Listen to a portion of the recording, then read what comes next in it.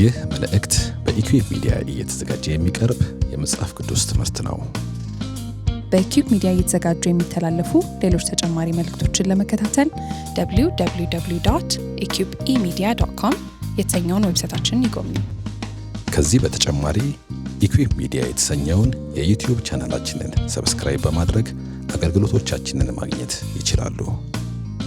ጥያቄዎችና አስተያየቶች ሲኖሩ ደግሞ በፌስቡክ ገጻችንና ስክሪኑ ላይ በተዘረዘሩ ተጨማሪ አድራሻዎች ሊያገኙን ይችላሉ። መልካም ጊዜ።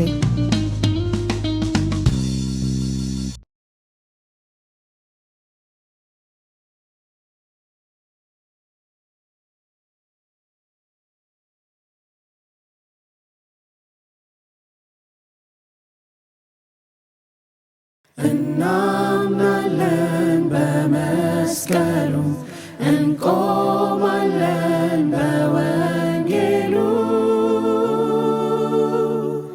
ሕያው ሆኖ ይሠራል አልተለወጠም ቃሉ። ክብር ሁሉ ለእግዚአብሔር ይሁን። እንዴት ናችሁ? እግዚአብሔር የተባረከ ይሁን። አላሁንም እየጠፋ ነው። እግዚአብሔር ይመስገን። ትምህርተ ሰው ወይም ትምህርተ ሰብ የሚለውን ሶስተኛውን ክፍል ደግሞ ዛሬ አብረን እናያለን። ሁለቱን አርቦች ስንመለከት ያየናቸው ሀሳቦች አሉ። እግዚአብሔር ሰውን ከመፍጠሩ በፊት በምድር ላይ ያሉትን ነገሮች ሁሉ ፈጥሮ ጨረሰ። መጨረሻ ሰውን በመልኩና በምሳሌው እግዚአብሔር ወንድና ሴት አድርጎ እንደፈጠራቸው አይተን ነበረ። ምንድነው በእግዚአብሔር መልክና ምሳሌ መፈጠር ማለት የሚለውን ከማየታችን በፊት ምን ማለት አይደለም የሚለውን አየን። ከዛ በኋላ ምን ማለት እንደሆነ ትንሽ ለማየት ሞክረን ነበር። ከዛ ለምንድነው እግዚአብሔር ወንድና ሴት አድርጎ የፈጠራቸው? በቃ ያለው ጀንደር ይሄ ነው፣ እግዚአብሔር ይሄን የፈጠረው። ከውድቀት በኋላ ግን ያው ብዙ ሜስ ስለተፈጠረ ዛሬ ብዙ የምንሰማቸው ፕራክቲስ የሚደረጉም በጣም ዘግናኝ የሆኑ ነገሮች አሉ ከጾታ ጋር በተያያዘ። ግን ኦሪጂናሊ ይሄ ነበረ። እኛ እምነታችን ይሄ ነው። መጽሐፍ ቅዱስ የሚነግረን እንዲህ ነው እግዚአብሔር ሰውን የፈጠረው የሚለውን ነው የምናምነው ብለን እነሆ እምነታችን እዚህ ጋር እንደተጻፈው እሱን ነው ስንነጋገር የቆየ ነው። ዛሬ ምዕራፍ 3 ላይ ነው ጊዜ የምናጠፋው፣ ስለ ሰው ውድቀትና የውድቀት ውጤት ምን እንደሆነ ምዕራፍ 3። ስለዚህ ሶስቱን አርቦች ምዕራፍ 1ን አየን፣ ምዕራፍ 2ን አየን፣ ምዕራፍ 3 እና ለሶስቱ አርቦች ውስጥ 3 ምዕራፍ ነው ከቨር የምናደርገው ማለት ነው። ግን ከዘፍጥረት ምዕራፍ 3 አንወጣም ማለት አይደለም። ምክንያቱም አንዳንድ ጥያቄዎችን ስንጠይቅ ዘፍጥረት 3 ላይ መልስ ወደ ምዕራፍ 1 እና ምዕራፍ 2 ላናገኝ ሁሉ እንችላለን። እንግዲህ ከዚህ በፊት ስንናገር ሰምታችሁ ሊሆን ይችላል፣ ወይም በሌላ ኮሌጅም ውስጥ ምናምን ሰምታችሁት ሊሆን ይችላል። ትክክለኛ የመጽሐፍ ቅዱስ ተርጓሚ ራሱ መጽሐፍ ቅዱስ ነው። ይሄ ሁልጊዜ እንደ ፕሪንሲፕል ልንይዘው የሚገባን ነገር ነው። መጽሐፍ ቅዱስ አንዱ ክፍል ሌላውን ክፍል ይተረጉመዋል ወይንም ያብራራዋል። ስለዚህ እንደዚህ አይነት አፕሮች በጣም የሚያዋጣ አካሄድ ስለሆነ ዘፍጥረት 3 ላይ የሚነሱ አንዳንድ ጥያቄዎች አሉ። መልሱን የምናገኘው ምናልባት ራእይ ላይ ሊሆን ይችላል ሳይሆን ነውም እንጂ አሁን ከጫፍ መጽሐፍ ላይ መሄድ ትንሽ እንትን ሊመስል ይችላል። ግን በቃ የመጽሐፉ ባህሪ እንደዛ ነው። ለዚህ ነው እኛ ሙሉን የእግዚአብሔርን ቃል እናምናለን እንቀበላለን ብለን የምናውጀው። ለዚህ ነው ሴሌክቲቭ አይደለንም። ለምሳሌ ሰዱቃውያን 5ቱን የሙሴን መጽሐፍ ብቻ እንቀበላለን ይላሉ፣ ሌሎቹስ አንቀበልም ነበር። እንደዚህ አይነት ግሩፖች ነበሩ። አሁንም በተለያየ የእምነት ክፍል ውስጥ ልታገኙ ትችላላችሁ እንደዚህ አይነት የእምነት ክፍሎችን። እኛ ግን በእግዚአብሔር መንፈስ የተጻፈ ቅዱሳን የጻፉት የእግዚአብሔር ቃል ስለሆነ ሆል ስክሪፕቸርን ሙሉውን ስለምናምን እንደሱ ነው መጽሐፍ ቅዱስን የምንጠጋው ወይም አፕሮች የምናደርገው ማለት ነው።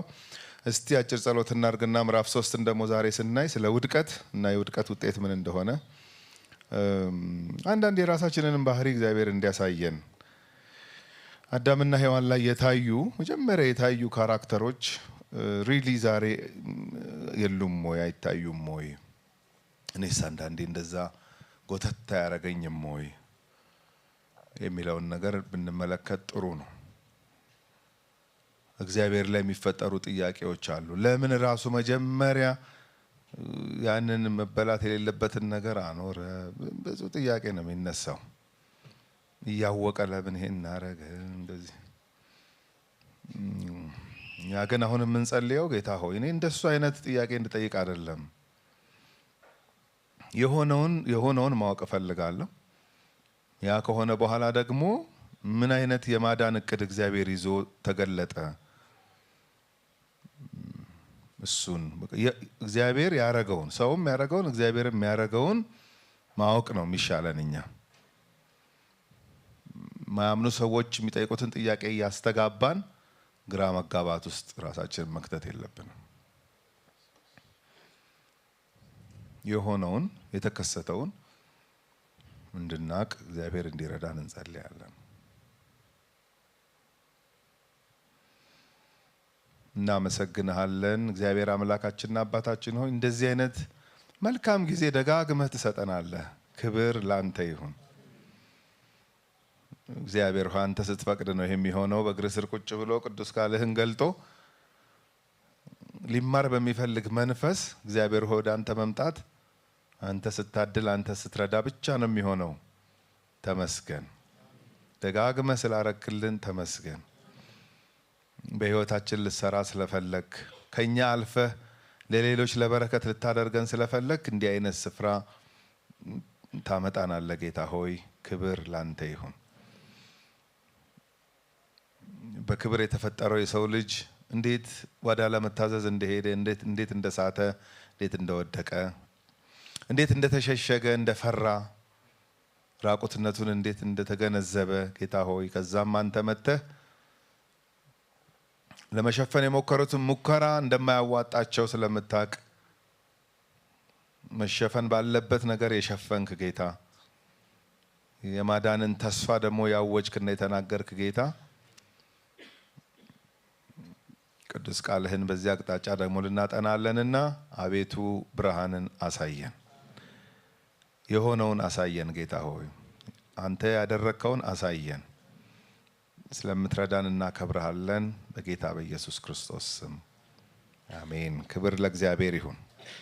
ስለዚህ ዘፍጥረት ምዕራፍ 3 ከቁጥር 1 እስከ ቁጥር 24 ሙሉውን ነው ዛሬ ከበር ለማድረግ የምንሞክረው። አንዳንድ ቁጥሮች ላይ ትኩረት እናደርጋለን፣ መደረግ አለበት ብዬ ስለማምን ማለት ነው። የመጀመሪያው ፓርት ምዕራፍ 3 ከቁጥር 1 እስከ ቁጥር 8 ይመስላል፣ ግን 7 ድረስ ነው የመጀመሪያው ሀሳብ ጥሩ የሚሆነው ብንከፍለው።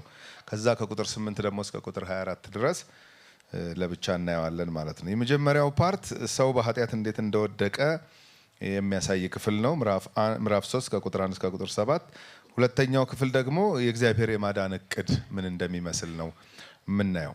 ደስ የሚለው እግዚአብሔር ሰው በወደቀ ሰዓት ነው ያንን ያወጀው። የማዳንን ቆይቶ አስቦ ምናምን አይደለም፣ እዛው ነበር የእግዚአብሔር የማዳን እቅድ የተገለጠው። እና ይሄ እንግዲህ እግዚአብሔር ምን ያህል ግሬሽየስ የሆነ አምላክ እንደሆነ መመልከት እንችላለን።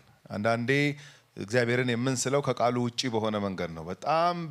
በጣም ጨካኝ፣ በጣም ለሰው የማያስብ አይነት ተደርጎ በአእምሯችን ውስጥ ይሳላል። ግን እንደሱ አይደለም። ዘፍጥረት ምዕራፍ 3 እግዚአብሔርን ሲገልጥልን እግዚአብሔር በጣም ሩህሩህ፣ እግዚአብሔር በጣም ይቅር የሚል ግን ደግሞ ላወጣው ሕግና መመሪያም ደግሞ ስትሪክትሊ አደርጋለሁ ያለውን ደግሞ የሚያደርግም አምላክ እንደሆነ ያሳየናል። ስለዚህ ምዕራፍ 3 ከቁጥር 1 እስከ ቁጥር 7 አንዴ ላንብብና በሱ ላይ የምናነሳቸውን ሀሳቦች ጠቁማቸዋለሁ። እባብም እግዚአብሔር አምላክ ከፈጠረው ከምድር አውሬ ሁሉ ይልቅ ተንኮለኛ ነበረ። ሴቲቱንም በውኑ እግዚአብሔር ከገነት ዛፍ ሁሉ እንዳትበሉ አዟልን? አላት። ሴቲቱም ለእባቡ አለችው፣ በገነት ካለው እንደ ሴት ባመነበው ጥሩ ነበር። ያ ባይዘው እንደዛ ነው መጽሐፍ ቅዱስ መነበብ ያለበት በመሰረቱ እንደዛ ነው፣ እንደ እንትኑ ማለት ነው። ለዛሬ ድምጼም ስለማይፈቅድ እሺ። ሴቲቱም በውኑ እግዚአብሔር ከገነት ዛፍ ሁሉ እንዳትበሉ አዟልና አላት። ሴቲቱም ለእባቡ አለችው፣ በገነት ካለው ከዛፍ ፍሬ እንበላለን። ነገር ግን በገነት መካከል ካለው ከዛፉ ፍሬ እግዚአብሔር አለ እንዳትሞቱ ከእርሱ አትብሉ አትንኩትም። እባብም ለሴቲቱ አላት፣ ሞትን አትሞቱም። ከእርሷ በበላችሁ ቀን ዓይኖቻችሁ እንዲከፈቱ እንደ እግዚአብሔርም መልካምንና ክፉን የምታውቁ እንድትሆኑ እግዚአብሔር ስለሚያውቅ ነው እንጂ። ሴቲቱም ዛፉ ለመብላት ያማረ እንደሆነ ለዓይንም እንደሚያስጎመጅ ለጥበብም መልካም እንደሆነ አየች። ከፍሬውም ወሰደችና በላች፣ ለባሏም ደግሞ ሰጠችው፣ እርሱም ከእርሷ ጋር በላ። የሁለቱም ዓይኖች ተከፈቱ፣ እነርሱም ራቁታቸውን እንደሆኑ አወቁ። የበለስንም ቅጠሎች ሰፍተው ለእነርሱ ለራሳቸው ግልድም አደረጉ ይላል። ገና ሲጀምር እባብ ብሎ ነው የሚጀምረው። ያስደነግጣል። እግዚአብሔር ይገስጸው። እባብ ብሎ ሲጀምር ጥሩ አይደለም ምዕራፍ። ግን ያው የተጻፈውን ነው የጸለይነውም። ምንድነው የሆነው? ምን ነበር የሆነው? ሰው ምን አረገ? እግዚአብሔርስ ምን አረገ? የሚለውን እንድናጠና ስለሆነ በእግዚአብሔር ፊት ያለነው ያለውን ነገር በትክክል መመልከት ተገቢ ነው። ስለዚህ የመጀመሪያው ጥያቄያችን ሰውን ያሳተው እባብ ማን ነው የሚለውን መጠየቅ አለብን። መጽሐፍ ቅዱሳችን ላይ እባብ የተለያየ ቦታ ተጠቅሷል። በተለይ ይሄ አሳች የሆነው ከሔዋን ጋር ያወራውና ሔዋንን ያሳተው ከዛ እሷም ለባሏ ሰጥታው አብረው የሳቱትን ስህተት ያመጣው በዋናነት እባቡ ነው ይላል። እባብ ያወራል እንዴ ምናምን ልንል እንችላለን። ያወራል፣ አህያም ያወራል። ኮሚኒኬት ተደራርገዋል። ዞሮ ዞሮ እኛ አውራት አናቅም፣ ግን በደንብ ኮሚኒኬት ተደራርገዋል፣ አውርተዋል ማለት ነው። ግን ከየት መጣ ይሄ እባብ? ምዕራፍ 1 ላይ እግዚአብሔር ፍጥረትን ፈጠረ፣ እንስሳትን ፈጠረ፣ አትክልቶችን ፈጠረ፣ ሰውን ፈጠረ ይለናል። በድፍኑ ነው እንጂ ያስቀመጠልን እባብ ብሎ አይነግረንም።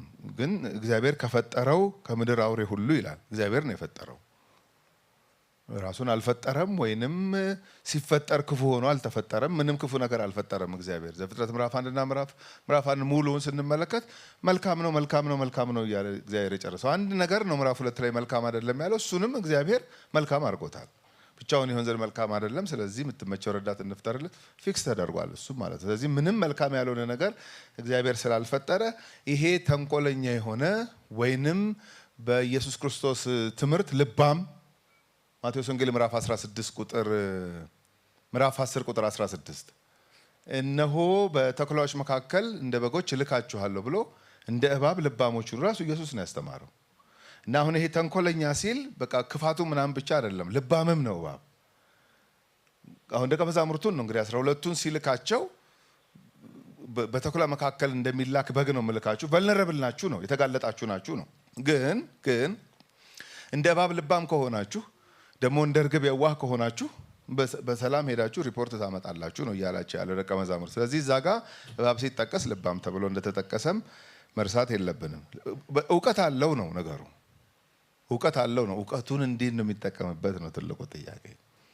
እና ተንኮለኛ ሲል እንደ እሱን ብቻ መያዝ የለብንም ለማለት ነው። ኢየሱስ ልባም እንደ እባብ ልባም ሆኖ ካለ እባብ በጣም የሚያውቃቸው ነገሮች አሉ። ልክ አሁን እዚህ ጋር ከሔዋን ጋር ሲያዋራት እኮ ዝም ብሎ አይደለም፣ የሆኑ እውቀቶች ሼር ያደርጋት ነበረ።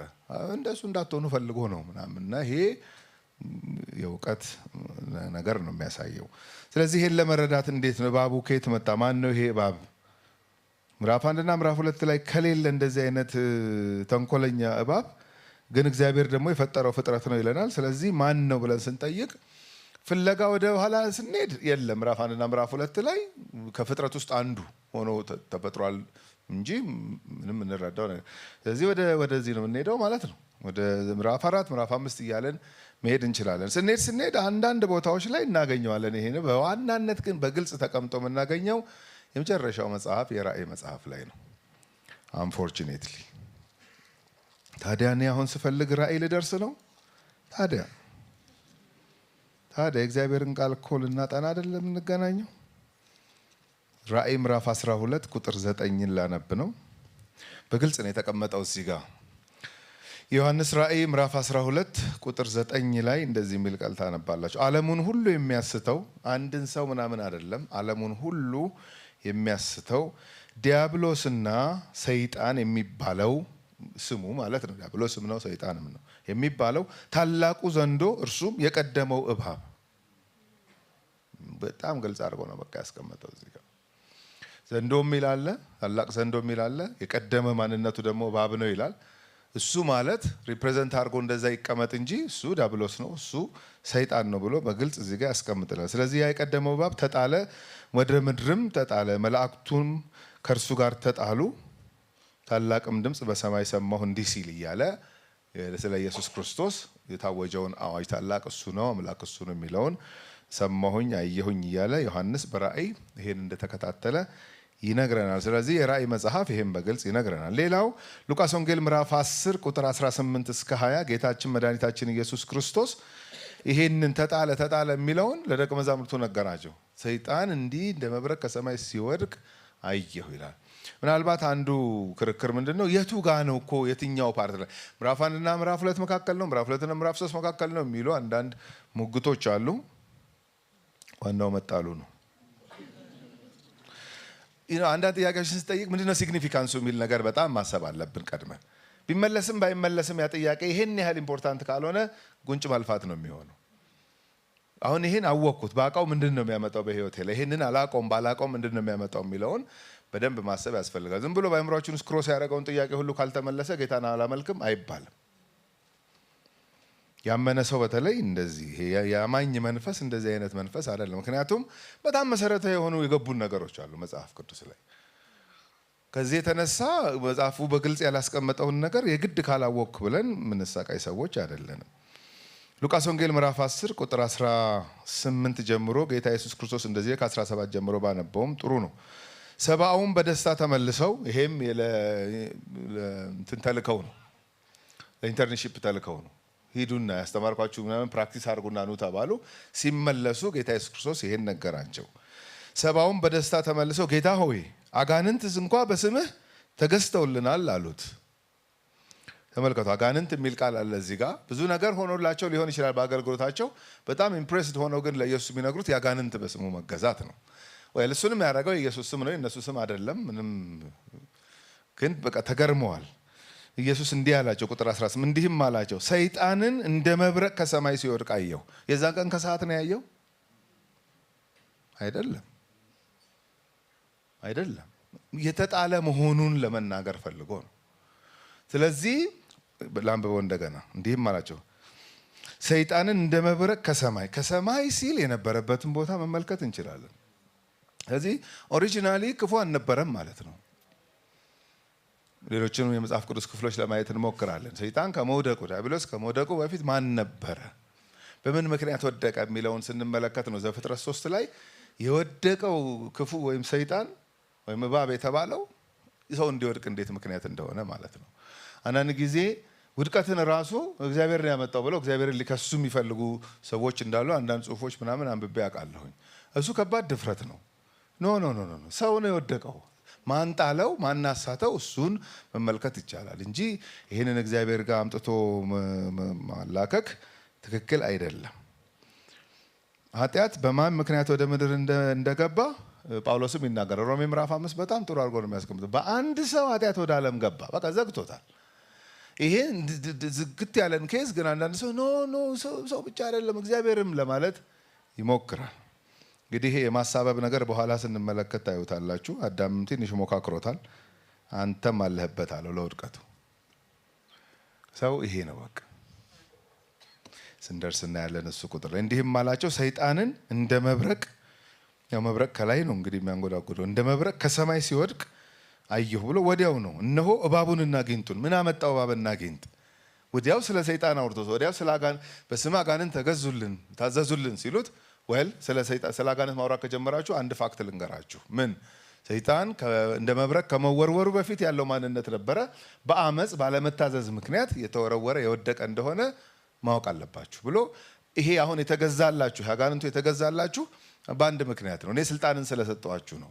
ምን አይነት ስልጣን? እባቡንና ጊንጡን ትረግጡ ዘንድ በጠላትም ኃይል ሁሉ ላይ ስልጣንን ሰጥቻችኋለሁ፣ የሚጎዳችሁም ምንም የለም። ነገር ግን መናፍስት ስለተገዙላችሁ በዚህ ደስ አይበላችሁ፣ ስማችሁ ግን በሰማያት ስለተጻፈ ደስ። ይሄ ምንም ጥያቄ የለውም። ምክንያቱም የኔ ስም ያሸንፈዋል፣ ለዚህ ስም ይገዛል፣ ግዴታው ነው።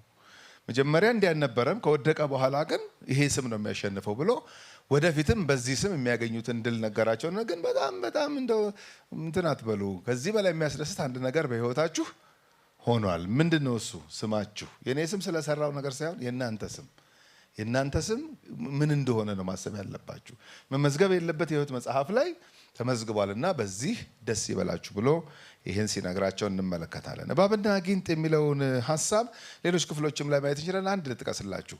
ዘዳግም ምዕራፍ 8 ቁጥር 15 ላይ ጌታ ለእስራኤል ልጆች ሲናገር በሙሴ በኩል እንደዚህ ብሎ ይናገራል። እባብና ጊንጥ ጥማትን ባለባት በምድረ በዳ በምታስፈራ በምድረ በዳ የመራህን አምላክህን እግዚአብሔርን ይላል።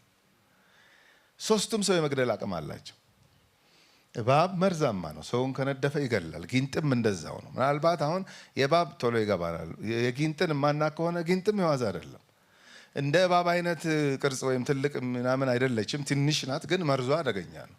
ሰውን ከነደፈች እና በትክክል ቶሎ ትሪት ካልተደረገ የተነደፈው ሰው ትገላለች። ጥማትም እንደዛው ነው። በዛ የመራህን አምላክህን እግዚአብሔርን። ስለዚህ እዚህ ጋርም ኢየሱስ አንድ ላይ ሲጠቅሳቸው መርዛማ ስለሆኑ የመግደል አቅም ስላላቸው እንዳነሳቸው እናያለን። እና ስለዚህ ወዲያው ሰይጣን እንደ መብረቅ ሲወድቅ አየሁ ከሰማይ። ወዲያው እባብና ጊንጥ ካለ የሚገናኝ ነገር እንዳለ ማሰብ እንችላለን። ስለዚህ ዘፍጥረት 3 ላይ ተመልሰን ስንመለከተው ይሄ እባብ ማን ነው ካልን በቃ ራእይ መልሶልናል። የቀደመው እባብ የድሮ ስሙ እባብ ነበር። ዘፍጥረት 3 ላይ ታላቅ ዘንዶም ተብሏል፣ ዲያብሎስም ተብሏል፣ ሰይጣንም ተብሏል ተብሎ በግልጽ ተቀምጦልናል። ኦኬ፣ ሰይጣን ለምን ወደቀ ታዲያ? ይሄ እባብ የተባለው ወይም ሰይጣን ለምን ወደቀ? እሱ በወደቀበት መውደቅ ነው የሰው ልጆችንም እንዲወድቁ ወይንም እንዲስቱ ወይም በእግዚአብሔር ላይ እንዲያምፁ መጥቶ ይሄንን ሐሳብ ሲያቀርብ የምንመለከተው። የአንደኛ ጢሞቴዎስ ምዕራፍ 3 የቤተ ክርስቲያን መሪዎች ምርጫ ላይ ሲናገር ጳውሎስ ምን ይላል? እንዲህ አይነት መስፈርት ነው የቤተ ክርስቲያን መሪ የሚሆን ሰው። ኤጲስቆጶስ ማለት መሪ ማለት ነው። ሌላ ብዙ እንትን የለውም። ፓስተርም በሉት ቢሾፕም በሉት ፊት ቀዳሚ መሪ ማለት ነው ዞሮ ዞሮ። ስለዚህ የቤተ ክርስቲያን መሪ የሚሆን ሰው እነዚህ መስፈርቶች ሊያሟላ ይገባል ብሎ ይዘረዝርና አንዱ መሆን የለበትም የሚለው ሐሳብ አዲስ ክርስቲያን እንዳይሆን ይላል። ለምን? በትዕቢት ተነፍቶ በዲያብሎስ ፍርድ ስር እንዳይወድቅ ይላል። ዲያብሎስ የወደቀው በትዕቢት ነው። እሱ በወደቀበት መውደቅ እንዳይጥለው ማለት ነው ያንን ሰው። አዲስ ክርስቲያን አይሆን። ለምን? ትዕቢት ያስቸግረዋል። ከየት የመጣ ትዕቢት? ያን ዲያብሎስ የወደቀበት ትዕቢት። እሱ በተፈረደበት ፍርድ ይሄም ሰው እንዳይፈረድ ወይም እንዳይወድቅ እንደዛ አይሁን ብሎ ይናገራል። ስለዚህ የወደቀበትን ምክንያት ምናልባት 1-2 የመጽሐፍ ቅዱስ ክፍሎችን እናያለን። ትንሽ አከራካሪ ናቸው፣ ግን አነሳቸዋለሁ። ምክንያቱም በዓለሙ ላይ ወይንም የመጽሐፍ ቅዱስ አዋቂዎች የሚያንሸራሽሯቸው የሚያነሷቸው ርዕሰ ጉዳዮች እስከሆኑ ድረስ ላናየው አንችልም፣ ማየት አለብን። ሕዝቅኤል ምዕራፍ 28 ከቁጥር 11 እስከ ቁጥር 19 ያለውን አንዴ ላንብብና ሪሊ አሁን ይሄ ስለ የጢሮስ ንጉስ ብቻ ነው የሚያወራው ብላችሁ ታስባላችሁ? እኔ ዝም ብዬ ላንብበው፣ እናንተ ስሙ።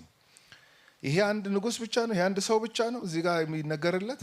አይመስለኝም ይላሉ የሚሟገቱ ሰዎች። ነው ይሄው ስለ ጢሮስ ንጉስ ነው እንደዚህ በልና ተናገር የተባለው ሕዝቅኤል። ስለዚህ የጢሮስ ንጉስ ካለ የጢሮስ ንጉስ ነው ይላሉ። የጢሮስ ንጉስ ማን እንዳጋባበት እንዲህ አይነት ካራክተር ማን እንዳጋባበት ማሰብም ጥሩ ነው።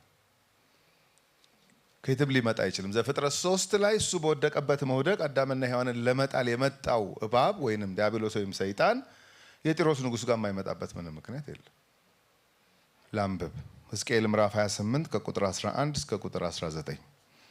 የእግዚአብሔርም ቃል ወደ እኔ እንዲህ ሲል መጣ። የሰው ልጅ ሆይ በጢሮስ ንጉስ ላይ ሙሾ አሞሽተህ እንዲህ በለው፣ ጌታ እግዚአብሔር እንዲህ ይላል፣ ጥበብን የተሞላ ውበትህም የተፈጸመ መደምደሚያ አንተ ነህ። በእግዚአብሔር ገነት በኤደን ነበርክ። አሁን ይሄን ቃል ዝም ብዬ የት ነው በእግዚአብሔር ገነት በኤደን የነበረው የጢሮስ ንጉስ?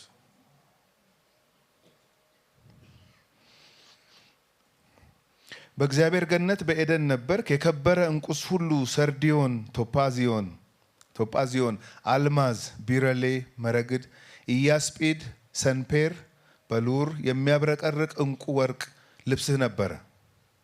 አሁን አይደለም ነው ነበረ። ግን የከበሮህና የእምቢልታህ ስራ በአንተ ዘንድ ነበረ።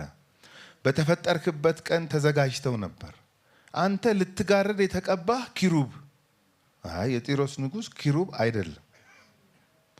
አንተ ልትጋርድ የተቀባህ ኪሩብ ነበርህ። በተቀደሰው በእግዚአብሔር ተራራ ላይ አኖርሁህ። በእሳት ድንጋዮች መካከል ተመላለስህ። ከተፈጠርክበት ቀን ጀምረህ በደል እስኪገኝብህ ድረስ በመንገድህ ፍጹም ነበርህ።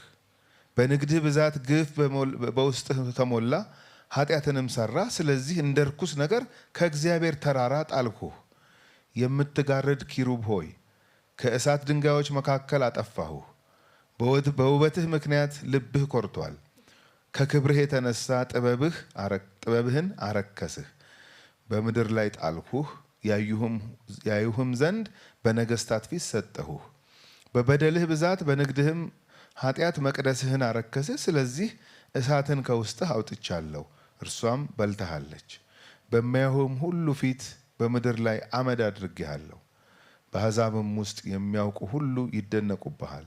አንተም ለድንጋጤ ሆነሃል፣ እስከ ዘላለምም አትገኝም። ይሄ ሪሊ የጢሮስ ንጉስን ብቻ ሙሾ ነው እንግዲህ እንዲያሞሽ ለሕዝቅኤል የተነገረው።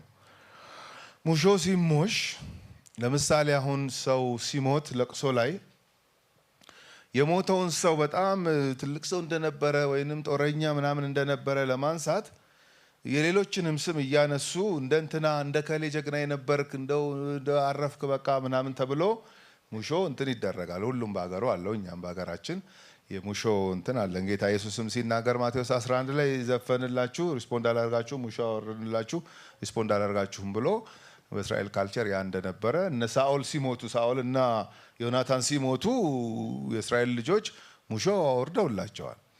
ስለዚህ አሁንም ለዚህ ለጢሮስ ንጉስ እንዲህ ብለህ ሙሾ አሞሽ ተብሎ ግን ከሰው አለፈ ይሄ ነገር። ስለዚህ ሙግቱ ምንድነው? ኖ ኖ ኖ ኖ ይሄ በፍጹም ለሰይጣን የተሰጠ አይደለም የሚሉ አሉ። እኔ ነው የምለው። እኛ እስካላችሁ አጥኑት በደንብ። እኔ እንደማምነው እዚህ ውስጥ ምንም ከሰው ብቻ የሚናገር ነው ለማለት ኖ ኖ ኖ ኖ በደንብ አልፏል። ቃላቶችን ዝም ብለን እንያቸው ከፈለጋችሁ። ቁጥር 14 በእግዚአብሔር ገነት በኤደን ነበርህ። የስ ከመሳትህ በፊት በትዕቢት ባለመታዘዝ በኃጢአት ከመውደቅ በፊት እንዲህ ነበርክ አሁን ወደክ እንጂ ብሎ ይናገራል። እዚህ የጢሮስ ንጉስ ነው ለማለት በጣም ነው የሚያስቸግረው። ባይዘው ይህንን አቋም አሁን የምላችሁን አቋም የሚይዙ ብዙ የመጽሐፍ ቅዱስ አዋቂዎች ናቸው ያሉት። በጣም ብዙ ስለ ዲያብሎስ አይደለም ከሚሉት ይልቅ ነው የሚሉት እንደሚበልጡ በእኔ መረዳት አውቃለሁኝ። ይሄ ብቻ አይደለም፣ ሌሎች ክፍሎችም ይሄንን ሀሳብ ይናገራሉ። ለምሳሌ የቅድሙ ሉቃስ 10 ሰይጣን እንደ መብረቅ ከሰማይ ሲወድቅ አየሁ ብሎ ኢየሱስ ተናግሮ አልወደቀም ብለን አንከራከርም። በሰማይ አልነበረም ብለን አንከራከርም። ከትዕቢት ከማሳየቱ ባለመታዘዝ ከመገለጡ በፊት የነበረውን ማንነት በሰማይ ነበረ ነው የሚለው። ስለዚህ ወደቀ ብሎ እየነገረን ጌታ ኢየሱስ ክርስቶስ እያስተማረን አልወደቀም ልንል አንችልም። ስለዚህ ሕዝቅኤል 28 ኢየሱስ ካስተማረው ጋር የሚሄድ እንጂ የማይሄድ አይደለም። ስለዚህ መጽሐፍ ቅዱስ እርስ በርሱ አንዱ አንዱን ይተረጉመዋል። ትክክለኛ መጽሐፍ ቅዱስ ተርጓሚ ራሱ መጽሐፍ ቅዱስ ነው የምንለው ለዚህ ነው። ስለዚህ ሕዝቅኤል 28 ይሄንን ነው።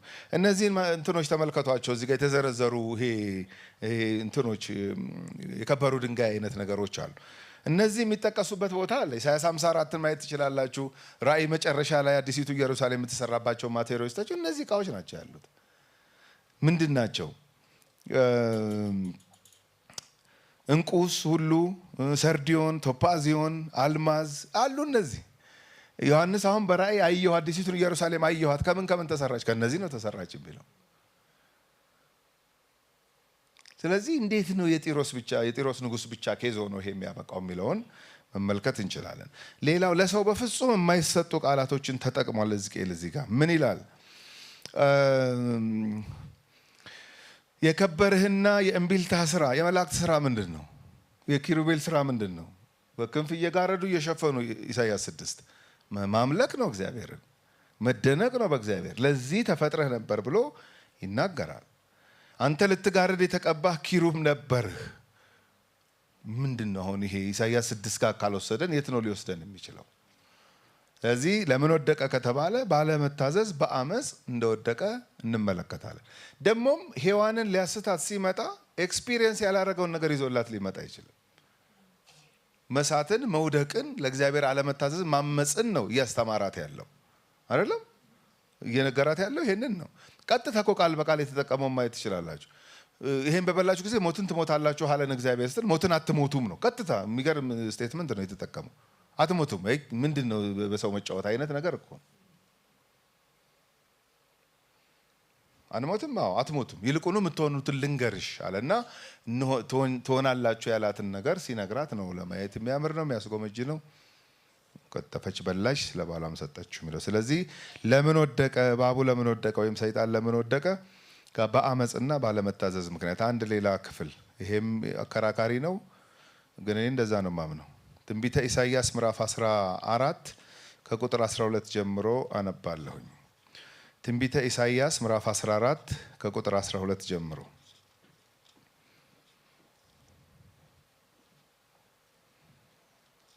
እንደዚህ ይላል። አንተ የንጋት ልጅ አጥቢያ ኮከብ ሆይ። አጥቢያ ኮከብ ምናምን ሲል ብዙ መጽሐፍ ቅዱስ ከመላእክት ጋር የሚያዝ ነገር እንዳለው ማሰብ አለብን። ሌሎች የመጽሐፍ ቅዱስ ክፍሎች ለመላእክት ይህን ቃል ስለሚጠቀሙ ማለት ነው። አንተ የንጋት ልጅ አጥቢያ ኮከብ ሆይ እንዴት ከሰማይ ወደቅህ? ያ ተመሳሳይ ነገር ነው የሚናገረው ከሕዝቅኤል ጋር። ተመሳሳይ ነገር ነው የሚናገረው ከሉቃስ 10 ጋር ኢየሱስ ከተናገረው ነገር ጋር። ሰይጣን እንደ መብረቅ ከሰማይ ሲወድቅ አየው። ይኸው ኢሳይያስ ምን ይላል? አንተ የንጋት ልጅ አጥቢያ ኮከብ ሆይ እንዴት ከሰማይ ወደቅህ? አሕዛብንም ያዋረድህ አንተ ሆይ እንዴት እስከ ምድር ድረስ ተቆረጥህ?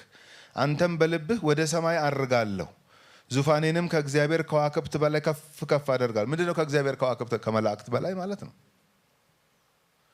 እንጂ እነ ጨረቃና ኮከብን አይደለም እዚህ ጋር እየተናገረ። ከዛ ከፍ ከፍ አደርጋለሁ አልህ ማለት ስህተት እስከተገኘበት ቀን ድረስ ወይም ያ እስኪታይ ድረስ የተፈጠረበትን ዓላማ በትክክል ሲያደርግ የነበረ እንደሆነ ያሳየናል ይሄ ክፍል። ስለዚህ እንደዚህ አደርጋለሁ አልክ፣ በሰሜንም ዳርቻ በመሰብሰቢያ ተራራ ላይ እቀመጣለሁ፣ ከዳመናዎች ከፍታ በላይ አርጋለሁ፣ በልዑልም እመሰላለሁ አልክ። ለሔዋንም መጥቶ የሚነግራት ምንድን ነው? እሱ እንደምትሆኑ እሱ የሚያውቅ ክፉና ደጉን እሱ ስለሚያውቅ እንደምታውቁ ስላወቀ ነው ብሎ ነው ብሉ ሲላት የምንመለከተው። እንዲህ አልክ፣ ነገር ግን ወደ ሲኦል ወደ ጉድጓድም ጥልቅ ትወርዳለህ፣ የሚያዩህ ይመለከቱህና በውኑ ምድርን ያንቀጠቀጠ እያለ ይቀጥላል። እዚህ የሕዝቅኤል 28ም የኢሳይያስ 14ም አሉ የሚሟገቱ ሰዎች አሉ። ኖ ኖ ኖ በፍጹም ስለ ሰይጣን አይደለም። እሺ የሉቃስ 10 ስለምንድን ምንድን ነው የምንመልሰው? መጽሐፍ ቅዱስ አንዱን የሚተረጉመው ከሆነ በጣም በእርጋታ ኢየሱስ የተናገረውን እያየን የዘፍጥረት 3ቱን እያየን የራእይ 12ቱን እያየን የሕዝቅኤሉን እያየን የኢሳይያሱን እያየን ሌሎችም ቴክስቶች ሌሎችም ክፍሎች የሚናገሩትን ሀሳብ እያየን ነው ሲስተማቲክ በሆነ መንገድ። ኦኬ እንግዲያው ይሄ የመጽሐፍ ቅዱስ ክፍል እባቡ ወይም ዲያብሎስ ወይም ሰይጣን ወይም ዘንዶው ይሄ ነበር ማንነቱ። ከዛ ወደቀ፣ ከወደቀ በኋላ ይሄ ሆነ። ይሄ ነው መጽሐፍ ቅዱስ የሚያስተምረው ብለን ገቨርን የሚያደርግ የኢየሱስ ክርስቶስ ትምህርት አለ። ጳውሎስ ጢሞቴዎስን ሲመክረው ምን ይላል? የስህተት ትምህርት ሲመጣ አንዱ መለያው ምን እንደሆነ ልንገርህ ይላል። ምን? ኢየሱስ ክርስቶስ ካስተማረው ጤናማ ትምህርት ጋር አብሮ የማይሄድ ከሆነ አትጨነቅ፣ የስህተት ነው የሚለው። ስለዚህ አሁንም ሰው ተነስቶ ኖ እባቡ እንደዚህ አይደለም፣ አልወደቀም፣ አልሳተም እንደዚህ ሲለኝ ኢየሱስ ምን አለ ነው የኔ ጥያቄ። ኢየሱስ ሰይጣን በደም ስሙን ጠርቶ ሰይጣን እንደ መብረቅ ከሰማይ ሲወድቅ አየሁ፣ በሰይጣን ላይ በአጋንንት ላይ ስልጣን ሰጥቻቸዋል፣ እባቡንና ጊንጡን ትረግጡ ዘንድ። በቃ ነበረ፣ ወድቋል። በኢየሱስ ክርስቶስ ላመኑ እንዲረግጡት ስልጣን ተሰጥቷቸዋል። ክብር ለእግዚአብሔር ይሁን። መጽሐፍ ቅዱስ ይሄን እንደሚያስተምረው። ስለዚህ በኢሳይያስም በሕዝቅኤልም ያለው ሀሳብ ይሄ ከሆነ ወደ ዘፍጥረት 3 እንመለስና እሺ እሱ እንዲህ ነበረ፣ ከዛ ወደቀ። ምንድን ነው ያደረገው? ወደ ሔዋንና ወደ አዳም መጥቶ ማንበብ እንቀጥል። ቁጥር 2 ላይ ቁጥር 1 እባብም እግዚአብሔር አምላክ ከፈጠረው ከምድር አውሬ ሁሉ ይልቅ ተንኮለኛ ነበረ። ኦኬ ተንኮለኛነቱን አይተናል። እሱ በወደቀበት መውደቅ ሌሎችንም ለመጣል እንዴት እንደሚመጣ። ሴቲቱንም በውኑ እግዚአብሔር ከገነት ዛፍ ሁሉ እንዳትበሉ አዟልን አላት። በትእዛዝ ስር ያሉ ፍጥረቶች እንደሆኑ ያውቃል። የፈለጉትን ማድረግ የሚችሉ አይደሉም። እግዚአብሔር በፍጥረቱ ሁሉ ላይ ሾሟቸው፣ ኃላፊነት ሰጥቷቸው ያስቀመጣቸው እንደሆነ ያሳይ። ምን አዘዛችሁ ነው እያለ ያለ። ነፃ ናችሁ፣ እንደፈለጋችሁ የምትኖሩ ናችሁ አላለም። እሱም ቢሆን ምን አዘዛችሁ? ትእዛዙ ላይ ነው እንግዲህ እየተጠበበ ያለው። ልባምነቱን ተመልከቱ እንግዲህ እዚህ ጋር በጣም እውቀቱን። ቁጥር 2 ሴቲቱም ለእባቡ አለችው። እባቡ ሲል እንግዲህ ቀጥታ የወደቀው ዲያብሎስ ሰይጣን የሚለውን እያሰብን ማንበብ አለብን። ሴቲቱም ለእባቡ አለችው በገነት ካለው ከዛፍ ፍሬ እንበላለን። ይሄ ነው ምዕራፍ 2ም እንደዛ ነው። ይሄ በገነት ካለው ከዛፍ ፍሬ ሁሉ ብሉ፣ ግን ይሄን ነው እንዳትበሉ የተባለ ነገር ግን በገነት መካከል ካለው ከዛፉ ፍሬ እግዚአብሔር አለ እንዳትሞቱ ከእርሱ አትብሉ አትንኩትም። ከነ ምክንያቱ ነው የተናገረችው። እንዳትሞቱ ለራሳችሁ ስትሉ እንደ ሌላው ፍጥረት አይደላችሁም፣ ትለያላችሁ። ዛፍ የሌለው ኦቶሪቲ ያላችሁ፣ እንስሳቶች የሌላቸው ኃላፊነት ለእናንተ ተሰጥቷችኋል። ግን ሁሉን አስተዳድሩ ግዙ ብትባሉም እናንተ ግን ከኔ ስር ናችሁ ብሏቸዋል እግዚአብሔር። አሁንም ቢሆን መታሰብ ያለበት የሰው ልጅ በምድር ያለውን ሁሉ እንዲገዛ እንዲያስተዳድር እግዚአብሔር ሰጥቶታል። ግን ከእግዚአብሔር ስር ሆኖ ነው። እንዳትሞቱ አትብሉ አለን። አትንኩት የሚል አላለም እሱ፣ ጨምራበታለች። ኦኬ እንለፋት፣ ሁሉን እንትን ብለን አንችላው፣ ማለፍ ጥሩ ነው። እሺ ቁጥር 4 ልክ እሷ እንደዚህ ብላ ስትናገር ቁጥር 4 ምን እንደሚል ተመልከቱ። እባብም ለሴቲቱ አላት ሞትን አትሞቱም። ይሄ እዚህ ጋር ነው እንግዲህ በቃ ትልቁ ችግር የተፈጠረው። እግዚአብሔር ምን አለ? ላምብም ምዕራፍ 2 ቁጥር 17 ነገር ግን መልካምንና ክፉን ከሚያስታውቀው ዛፍ አትብላ፣ ከእርሱ በበላህ ቀን ሞትን ትሞታለህ። ይሄንኑ ነው የነገረችው። ሁሉን ፈቅዶልናል፣ ግን ይሄንን በበላን ጊዜ ሞትን ትሞታላችሁ።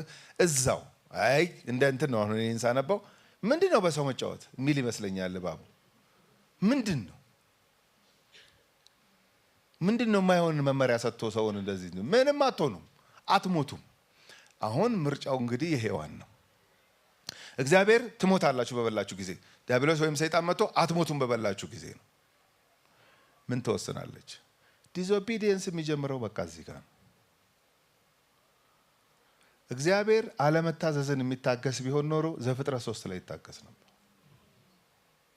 አንዳንዴ እናስባለን መጽሐፍ ቅዱስ ምን አለ ቢታገስ እዚህ ጋር አሁን ምን አለ ቢያልፍ ኖሮ ምን ነው ዘፍጥረት 3 ላይ ለምን አላለፈም? በቃ ሰው ነው። ሰው ውስን ፍጥረት ነው። ሰው በእግዚአብሔር ስር ያለ ከእግዚአብሔር ኃላፊነት ተሰጥቶት የሚኖር ፍጥረት እንጂ ሰው እግዚአብሔር አይደለም። ሰው አምላክ አይደለም። የሞከሩ የሉም ወይ መጽሐፍ ቅዱስ? ከዳቢሎስ ጀምሮ ዳቢሎስ እፍ ያለባቸው ሁሉ ይሞክራሉ እና በተለያየ መንገድ ነው እፍ የሚለው እየመጣ በሰዎች ላይ አንዱን በትዕቢት፣ አንዱን በእንትን፣ አንዱን በእውቀቱ፣ አንዱን በሀብቱ በተለያየ መንገድ አምላክ እንደሆኑ እንዲያስቡ ያደርጋቸዋል። እሱ በወደቀበት መውደቅ ነው ሰዎችን ሊጥል የሚመጣው። ሞትን አትሞቱም። እንደውም ከፈለሽ ከነባብራሪው ልንገርሽ ምን ከእርሷ በበላችሁ ቀን አይኖቻችሁ እንዲከፈቱ። ባይዘዌ አይናቸው ተከፈተ ሲበሉ። እውነት አለው ማለት ነው። ትልቁ ችግሩ ምንድን ነው? ዲያብሎስ እውነት ውሸት ነው የሚጫወተው። ኢየሱስ እውነት እላችኋለሁ ነው አይደል ትምህርቱ አይደል? ዲያብሎስ እውነት እሸት እላችኋለሁ አይነት ነገር ነው። ትሪኩ ይሄ ነው። ምንም እውነት የሌለው ነገር የሚያወራው ምናምን ብለን እንዳንሞኝ። በሐሰት ደረጃ ሐሰተኛ የሐሰት አባት ነው አይደለም? የተነገረ ነው እሱ።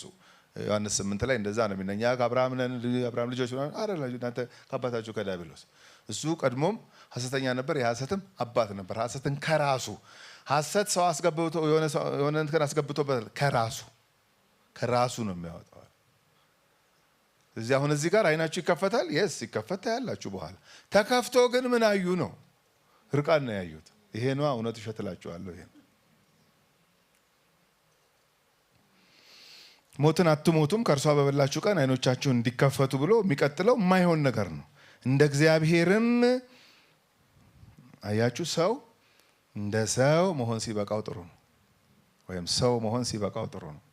በቃ ከዛ ሲያልፍ ነው ትልቅ ጦርነት ውስጥ የሚገባው። በቅጡ እኮ ሰው መሆን ራሱ ትልቅ ድል ነው በእውነት። አሁን ይባላል እኔ እንደ እግዚአብሔር ነኝ እኔ አረ በቅጡ ሰው ራሱ በቅጡ ሰው ሆነን በሰላም ካለፍን ከዚህ ምድር ራሱ በጣም ትልቅ ድል ነው። ክብር ለእግዚአብሔር ይሁን። እንደ እግዚአብሔር ስትባል እኔ ቀድሞውኑ እፈልጋለሁ እንዴ አላለች። ቀድሞውኑ መች ተመኘው? እንደ እግዚአብሔር መሆን እኮ እኔ አልፈልግም፣ ባሌም ቢሆን አይፈልግም። ኧረ እኔ ይበቃኛል የሚል መልስ አልመጣም። ያጓጓል። ስለዚህ እንደ እግዚአብሔር መልካምንና ክፉን የምታውቁ እንድትሆኑ እግዚአብሔር ስለሚያውቅ ነው እንጂ ከልክሏችሁ ነው እንጂ ብትበሉ ራይታዌ እሱ እንደሱ ነው የምትሆኑት ብሎ ሀሳብ አቀረበላት። ምንድን ነው የምትመልሰው ነው? ወይንም ምንድን ነበረ የእሷ ሪያክሽን? ቁጥር 6 ሴቲቱም ዛፉ ለመብላት ያማረ እንደሆነ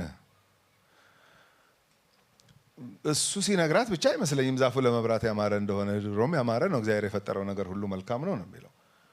ግን ሀሳብ ከተተባት ማለት ነው። ስለዚህ ስታየው በጣም ለመብላት የሚያምር ነው። እንግዲህ አንዱ ፈተና ሰው በሚያየው በኩል ነው የሚመጣበት ማለት ነው። የምናየው ሁሉ አልተፈቀደልንም።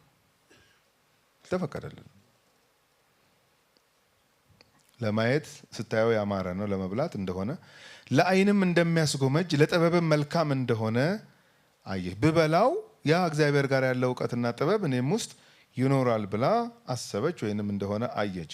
ከፍሬውም ወሰደችና በላች። ይሄ አንደኛ ዮሐንስ ምዕራፍ 2 ቁጥር 15 እና 16 ላይ ዓለምን መውደድ የሚለው ነገር ምን እንደሆነ ሲናገር የዓይን አምሮት፣ ስለ ገንዘብ መመካት፣ ስጋ መጎምጀት እያለ ያነሳዋል። ኤግዛክትሊ ተመሳሳይ ቃሎች ናቸው እዚህ ጋር ያሉት። አንደኛ ዮሐንስ ምዕራፍ 2 ቁጥር 15 እና 16። ስለዚህ ወሰደችና በላች፣ ለባሏም ደግሞ ሰጠችው፣ እርሱም ከእርሷ ጋር በላ። እንግዲህ አሁን እዚህ ጋር አዳምም ምንም የጠየቀው ጥያቄ የለም። አትብሉ ተብለናል ወይ ምንም ሲላት አንመለከትም። ተቀበለና እሱም በላ። ምንድነው ግን ይሄ የበሉት ፍሬ? አላውቀው። ምንም ስላልተጻፈ ማለት አፕል ነው ወይን ነው ምንም አላውቅም። መሳታቸውን ነው ግን እኔ ያነበብኩት። እግዚአብሔር በበላችሁ ጊዜ ሞትን ትሞታላችሁ፣ እባቡ ደግሞ መጥቶ ነው አትሞቱም። ስለዚህ ከእግዚአብሔር ይልቅ የእሱን ሀሳብ ተቀበለች። ባሏም ተቀበለ። ቻሌንጅም አላረጋትም። ሚስቱን ተቀብሎ ቀጥታ በላ። ሁለቱም በሉ ማለት ነው። አሁን ቁጥር 7 ላይ ነው እውነት ያለው ይሆናል ዲያብሎስ። አንዱ ሆኗል፣ አንዱ አልሆነም። የሁለቱም አይኖች ተከፈቱ ብሏቸው ነበር፣ ወይም ለሔዋን ነግሯት ነበር። አይናችሁ እንደሚከፈት እርግጠኛ ነኝ አለ። ይሄው ተከፈተ። በፊት አይናቸው ዝግ ነበር ወይ? አልተዘጋም፣ ክፍት ነው። በምን አወቅ? ይሄው ምዕራፍ 2 ቁጥር 25 መጨረሻ ላይ አዳምና ሚስቱ ሁለቱም ራቁታቸውን ነበሩ፣ አይተፋፈሩም ነበረ። ስለዚህ ያያሉ ማለት ነው፣ እርስ በርሳቸው ይተያያሉ ማለት ነው። ይሄኛው የአይን መከፈት ታዲያ ምንድን ነው ያመጣው? ያንን ማይተፋፈሩትን ነገር እንዲተፋፈሩ የሚያደርግ ማየት ነው ያገኙት ማለት ነው። ይሄው ቁጥር 7 ነው የሚለው የሁለቱም አይኖች ተከፈቱ፣ እነርሱም ራቁታቸውን እንደሆኑ አወቁ። በፊትም እኮ ራቁታቸውን ነበሩ። በእግዚአብሔር ትእዛዝ ውስጥ፣ በእግዚአብሔር ስርዓት ውስጥ፣ በእግዚአብሔር ፈቃድ ውስጥ ሲሆኑ እግዚአብሔር በግሬሱ ሸፍኗቸው ኦሪጂናል ፍጥረታቸው በቃ ንጹህ ሆኖ ስለተፈጠሩ በዛ ሸፍኗቸው እርቃናቸውን እንኳን ሆነው አይተፋፈሩም ነበር። ልክ በበላችሁ ጊዜ ሞትን አትሞቱም እንደ እግዚአብሔር ትሆናላችሁ የተባለው ውሸቱ የተገለጠው እንግዲህ እዚህ ጋር ነው። ሲያያት ራቁቷን ናት። በፊትም ነበረች። ስታየው ራቁቱን ነው። በፊትም ነበር። ሌላ መገለጥ ነው ያገኙት። ሌላ ድንጋጤ፣ ሌላ ፍርሃት። ዲስኦቢዲየንስ እንደዚህ ነው የሚያደርገው ሰውን። በቃ እግዚአብሔር ሀሳብና ፈቃድ ሲወጣ ሰው ህሊናው ይነግረዋል። የሚገርማችሁ አሁን ይሄን ለማወቅ የግድ አማኝ መሆን አያስፈልግም። ሰው መሆን ብቻ ነው። ሰው ሲስት ያውቃል። የሚገርማችሁ በደንብ ያውቃል። አንዱ አሁን ከእንስሳ የምንለይበት ምንድን ነው? ይሄ ነው። ከሌሎች ፍጥረቶች የምንለይበት ይሄ ነው። ስንስት እናውቃለን። መሳታቸውን አውቀው የወሰዱትን እርምጃ ተመልከቱ። የሁለቱም አይኖች ተከፈቱ፣ እነርሱም ራቁታቸውን እንደሆኑ አወቁ። የበለስንም ቅጠሎች ሰፍተው ለእነርሱ ለራሳቸው ግልድም አደረጉ። አይሆንም። የበለስ ግልድም አፍረተ ስጋቸውን ሊሸፍን ይችላል። ግን እዚህ ህሊናቸው ውስጥ ያለውን ክስና ባለመታዘዝ የመጣውን ነገር ምንም ሊያደርጉት አይችሉም። ስለዚህ ሙከራ ሲሞክሩ ነው የምንመለከተው። ይሄ በጣም ጥልቅ የሆነ የስነ መለኮት አቋም ልንይዝበት የሚገባ ሀሳብ ነው። ይሄ ምን ሰው ራሱን ማዳን አይችልም። እንደዚህ ሸፍነው ግልድም አድርገው በቅጠል ሸፍነው ህይወትን መቀጠል ቢችሉ ኖሮ እግዚአብሔር ቁርበትን ባላመጣ ነበር። ቁርበት ሲመጣ ደግሞ ይታረዳል። ቁርበት ዝም ብሎ የለም። የከተማ ሰው ቁርበት ላይ ያውቅ ይችላል። ትንሽ ማብራሪያ ልስጥሽ። ቁርበት ማለት ወይም ድብዳብ ምናምን የሚባለው ነገር አንድ እንስሳ ከታረደ በኋላ ቆዳው በደንብ ይለፋና ይታሽና ምን ይልና እንደ ማረፊያም መደብ ላይ እንደ መተኛም ሌዘር ልብስም እኮ እሱ ነው፣ ሌላ እኮ አይደለም። ምን ያሳቃየኝ እንዴ ሌዘር እያለ አሁን እንትን በቃ እሱ ማለት ነው። ግን ሌዘሩ ከየት መጣ? የታረዳል ደግሞ ይፈሰሳል። ሞከሩ፣ ሊሸፍኑ ሞከሩ። ቀጥሎ ያደረጉትን ተመልከቱ። ቁጥር 7 እንደዚህ ነው የሚለው ስለዚህ ሊሸሸጉ መጡ። ቁጥር 8 እነርሱም ቀኑ በመሸ ጊዜ የእግዚአብሔርን የአምላክን ድምፅ ከገነት ውስጥ ሲመላለስ ሰሙ። አዳምና ሚስቱም ከእግዚአብሔር ከአምላክ ፊት በገነት ዛፎች መካከል ተሸሸጉ ይላል። በእርግጥ አይቻልም፣ ግን በቃ ያላቸው አቅም ይሄ ነው። ሰው ሲያጠፋ ኃጢአቱን መሸፈን ነው ቶሎ የሚቀድመው ማለት ነው። ለዚህ ነው ኃጢአቱን የሚሰውር አይለማም፣ የሚናዘዝባትና የሚተዋት ግን ይላል። ለምሳሌ ላይ የሚሰውራት አይለማም። አሁን ሊሰውሩ ሲሞክሩ እንመለከት። መሸሸግ በቃ ፈሩ። በቀላሉ ኮሚኒኬት የሚያደርጉት ከእግዚአብሔር ጋር አሁን ድምፁ በጣም ኢሪቴት የሚያደርገው ሆነባቸው ማለት ነው። ይመላለሳል የእግዚአብሔር ድምፅ። ወደ ከሰዓት ነው ይባላል። ከዚህ ቃል ተነስተው ነው ይህንን የሚናገሩት። እነርሱም ቀኑ በመሸ ጊዜ ከሰዓት ነው የእግዚአብሔርን የአምላክን ድምፅ ከገነት ውስጥ ሲመላለስ ሰሙ። ድሮ ኢንጆይ የሚያደርጉት የእግዚአብሔር ድምፅ አሁን በጣም ያስፈራቸው ጀመር። ዲስኦቢዲየንስ በጣም ክፉ ነገር ነው። አለመታዘዝ፣ ኢቭን ግማሽ መታዘዝ እንኳን የሚጠጋው ወደ አለመታዘዝ ነው። አሁን በሂሳብ 6.4 ወደ 6 ነው የሚጠጋው። 6.6 ወደ 7 ነው። ለእግዚአብሔር በመታዘዝ ግን 6.9 እንኳን ወደ 6 ነው የሚጠጋው፣ ወደ 7 አይጠጋ። በምን አወቅ? ሳኦል ፈጽመህ አጥፋ ሲባል ግማሽ አጥፍቶ ግማሽ ተርፎ መጣ። ወደ አለመታዘዝ ነው የተጠጋው። ሂሳብም አይሰራም ማለት ነው ዲስኦቢዲየንስ ጋር ሲሆን። ስለዚህ በገነት ዛፎች መካከል ተሸሸጉ ይላል። መዝሙር 139 ቁጥር 7 እዚህ ይላችኋል። ከመንፈስህ ወዴት እሄዳለሁ? በላይ ብሄድ አንተ አለ፣ በታች ብሄድ አንተ አለ። ከአንተ ወዴት ይኬዳል? ሞከሩ ግን እነሱ ሊሸሹ ሞከሩ። ትንቢተ ዮናስ ሊሸሽ ሊኮበልል ሞከረ። አይቻልም፣ በእግዚአብሔር ፊት መኮብለል አይቻልም። ስለዚህ ይህን ሙከራ ሲሞክሩ ከመስመር ሲወጡ እናያቸዋለን ማለት ነው ባልና ሚስቱን። ከዛ የሚቀጥለው ሀሳብ ምንድን ነው? ራቁትን ለመሸፈን የተሞከረ ሙከራ ነው። ይህንን ራቁት ግን በኋላ ስንመለከተው እግዚአብሔር በተለይ ምዕራፍ 3 ቁጥር 21 ላይ በምን እንደሚሸፍንላቸው እናያለን። ይሄ ማዳን የእግዚአብሔር ነው። ሰውን ለመታረቅ ኃላፊነቱን ወስዶ ሲመጣ እናያለን። አሁን እግዚአብሔር ሰው ይሞክራል። ዛሬም ድረስ ብዙ ሃይማኖቶች አሉ በዓለማችን ላይ ይሞክራሉ። ሁሉም እስቲ እግዚአብሔርን በድያለሁ ለመታረቅ ምን ላርግ፣ እንዲህ ላርግ ይላሉ። እንግዲህ መታረቅ የሚቻለው በዚህ ቢሆን ኖሮ እና አዳም ያደረጉት ነበር፣ ግን አልሆነም። እግዚአብሔር አምላክም አዳምን ጠርቶ ወዴት ነህ አለው። ይሄ የእግዚአብሔርን ባህሪ ነው የሚያሳየው። ምን? ፈላጊ አምላክ መሆኑ። አሁን እዚህ ጋር ወዴት ነህ የሎኬሽን ጥያቄ አይደለም። አሁን እኛ ስልክ ደውለን የት ነሽ? ካዛንቺስ። ለምን ሄድሽ? ዛሬ አርብ ነው የሴሌ ፕሮግራም ልካፈል። ይሁን የሎኬሽን ጥያቄ ነው እየጠየቅን ያለን። እግዚአብሔር በኤደን ገነት ድምፁ ሲመላለስ ተሸሽገዋል። ስለዚህ ሲያናግራቸው ምንም ሪስፖንድ ማድረግ አልቻሉም። ስለዚህ መጣራት ነበረበት። አዳም ወዴት ነህ ብሎ የቱ ጋ ነህ? ከገነት ውስጥ የቱ ጋ ነህ አይደለም። በገነት ውስጥ የማያየው ነገር የለም፣ ፍጥረቱ ነው ለእግዚአብሔር። ምንድን ነው ታዲያ? እግዚአብሔር ብትስቱም ባትታዘዙም ብታጠፉም ከዚህ በኋላ የሚሆነውን ነገር ደግሞ እገልጥላችኋለሁ ብሎ ለማዳን ፍለጋ የሚመጣ አምላክ መሆኑን ነው የሚያሳየው። ተመሳሳይ ቃል ሉቃስ 19 ቁጥር 10 ላይ ያለላችሁ። ዘኬዎስ ቤት ገብቶ ጌታ ኢየሱስ ክርስቶስ ለዘኬዎስ የተናገረው ንግግር ነው። ሉቃስ 19 ቁጥር 10 የሰው ልጅ አለ ልክ እዚህ ጋር የጠፋውን አዳምና ሔዋንን ለመፈለግ የመጣ እግዚአብሔር በስጋ ደግሞ ተገልጦ ኢየሱስ ክርስቶስ ሲመጣ የሰው ልጅ የጠፋውን ሊፈልግ ይኸው ከዛ ሲያገኘው ሊያድነው ነው የመጣው። አሁንም እዚህ ጋር የእግዚአብሔር መገለጥ ለአዳምና ለሔዋን አዳም ወዴት ነህ ሲል ሊያሳቅቀው ሊያስጨንቀው እንዲበረግግና ደግሞ ወደ ሌላ ዳይሬክሽን እንዲሮጥ አይደለም፣ ለማዳን ነው የተገለጠው። ክብር ለእግዚአብሔር ይሁን። ስለዚህ ማንም ሰው እግዚአብሔርን ብሌም ማድረግ አይችልም። ሰው ስቷል፣ ሰው አጥፍቷል፣ ሰው ከመስመር ወጥቷል። ምን ይሻለዋል ነው? ምን እንደሚሻለው የሚያውቅ እግዚአብሔር ነው አሁን እዚህ ጋር የመጣው። አዳም ወዴት ነህ ብሎ ጠየቀው። እርሱም አለ በገነት ድምፅህን ሰማሁ፣ ራቁቴንም ስለሆንኩ ፈራሁ ተሸሸኩም አለ። አሁን ይህን ሲናገር ድሮም እኮ ራቁትህን ነህ ነው የሚለው እግዚአብሔር። ምንድን ነው ራቁቴን? ድሮስ ራቁትህን አይደል የተፈጠርከው? በገነት ድምፅህን ሰማሁ፣ ራቁቴን መሆኔን አየሁ፣ ሸሸው፣ ስለዚህ በዚህ ተደብቅ ያለው አለ። ቁጥር 11 እግዚአብሔርም አለው ራቁትህን እንደሆንክ ማን ነገረህ? ማለት ይሄኛውን እውቀት ከየት አመጣህ ነው። ድሮም ራቁትህን ነበርክ፣ ባለቤትህም ራቁቷን ነበረች፣ አትተፋፈሩም ነበር። ይሄ ነበረ።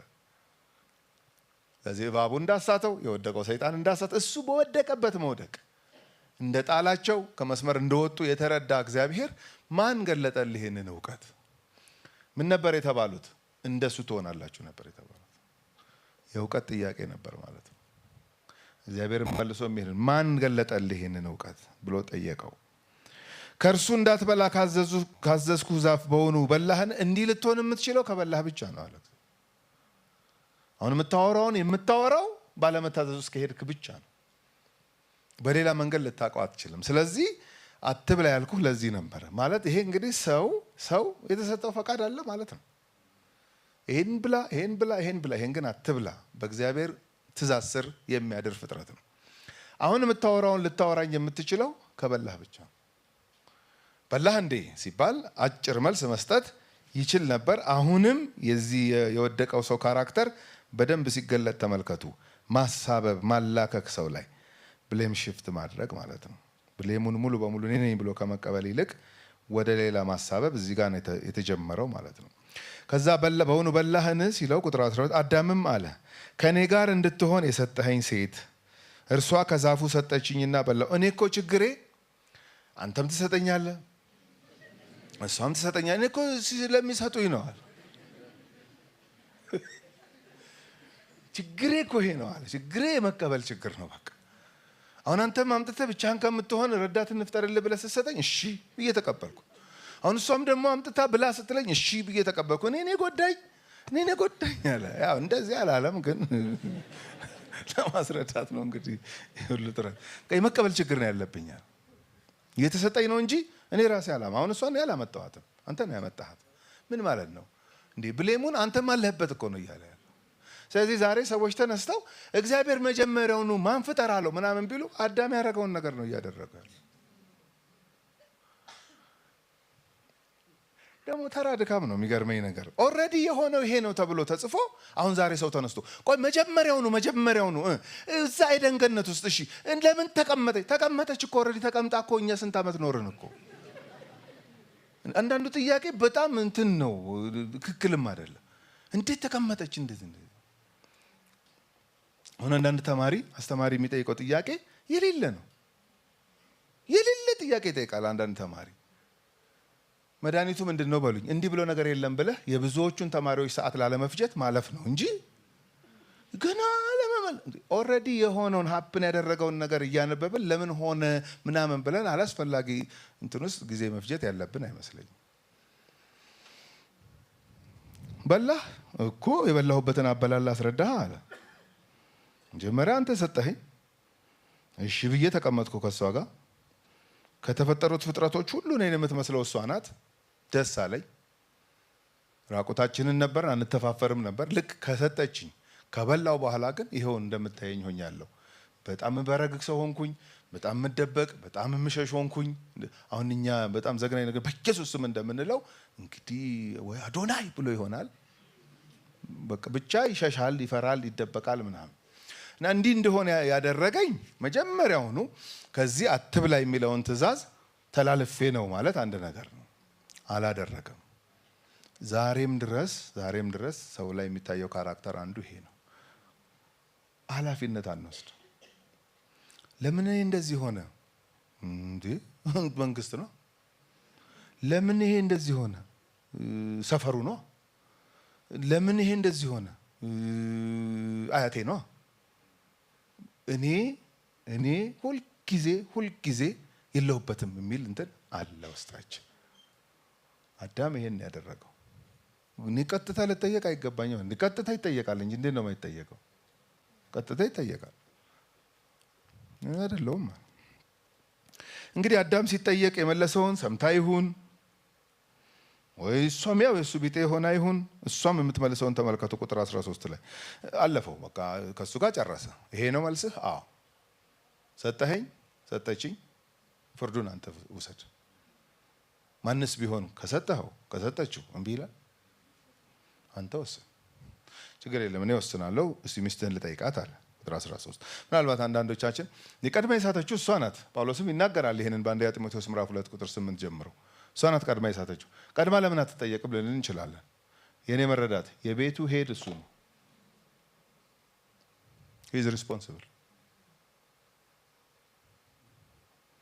ራስ ነው ምናምን ሲባል ብዙ ጊዜ አሁን ይሄ አይታየን ይሆናል ይሄም ነው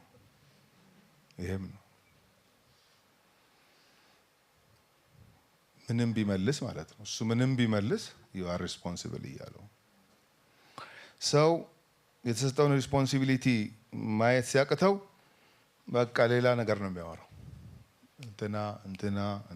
እንትና ማለት ይጀምራል ወደ ራስ መመልከት ያስፈልጋል ወደ እሷ መጣ ጥያቄ ቁጥር 13 እግዚአብሔር አምላክም ሴቲቱን ይህ ያደረግሽው ምንድነው አላት ማለት እስቲ አስረጅኝ እሱ እንደዚህ ብሎ ነው የመለሰው ምንድነው ያደረግሽው አወራሽ እሺ ከዛ አትሞቱም ሲልሽ አመንሽው እሺ ከኔ ይልቅ እሱን አመንሽው እሺ ቀጠብሽ ወሰድሽ በላሽ ለባልሽም ሰጠሽው ይሄ ነው አይደል የሆነው እግዚአብሔር ያላየውን ነገር አስረዱኝ እያለ አይደለም በነገራችን ላይ ምንም ሙልጭ አርጎ ያውቀው አንዱ በጣም መስተካከል ያለበት ቴዎሎጂያችን ይሄ ነው እግዚአብሔር ሁሉ በፊቱ የተራቆተ ነው በኤደን ገነት የፈጠረው ፍጥረት ማለት ፈጣሪ ፍጡሩን አያውቅም ማለት በጣም አሳፋሪ ነገር ነው የሚሆን ስለዚህ ሁሉን የሚቆጣጠር ሁሉን የሚያይ አምላክ ነው ከናንተ ልስማው ነው እያላችሁ ያለው እስቲ ንገሩኝ ነው እያላችሁ ያለው ስለዚህ ያ ዲስኦቢዲየንስ ያ አለመታዘዝ አሁንም እንኳን ርዝራዡ ሲታይ እንመለከታለን እዚህ ጋር ቀጥታ አዎ አጥፍቻለሁ ፍርፍር ማለት እኮ አንድ ነገር ነው የሚበላው ፍርፍር ሳይሆን ይሄ በእግዚአብሔር ፊት በቃ መንከባለል እኮ አንድ ነገር ነው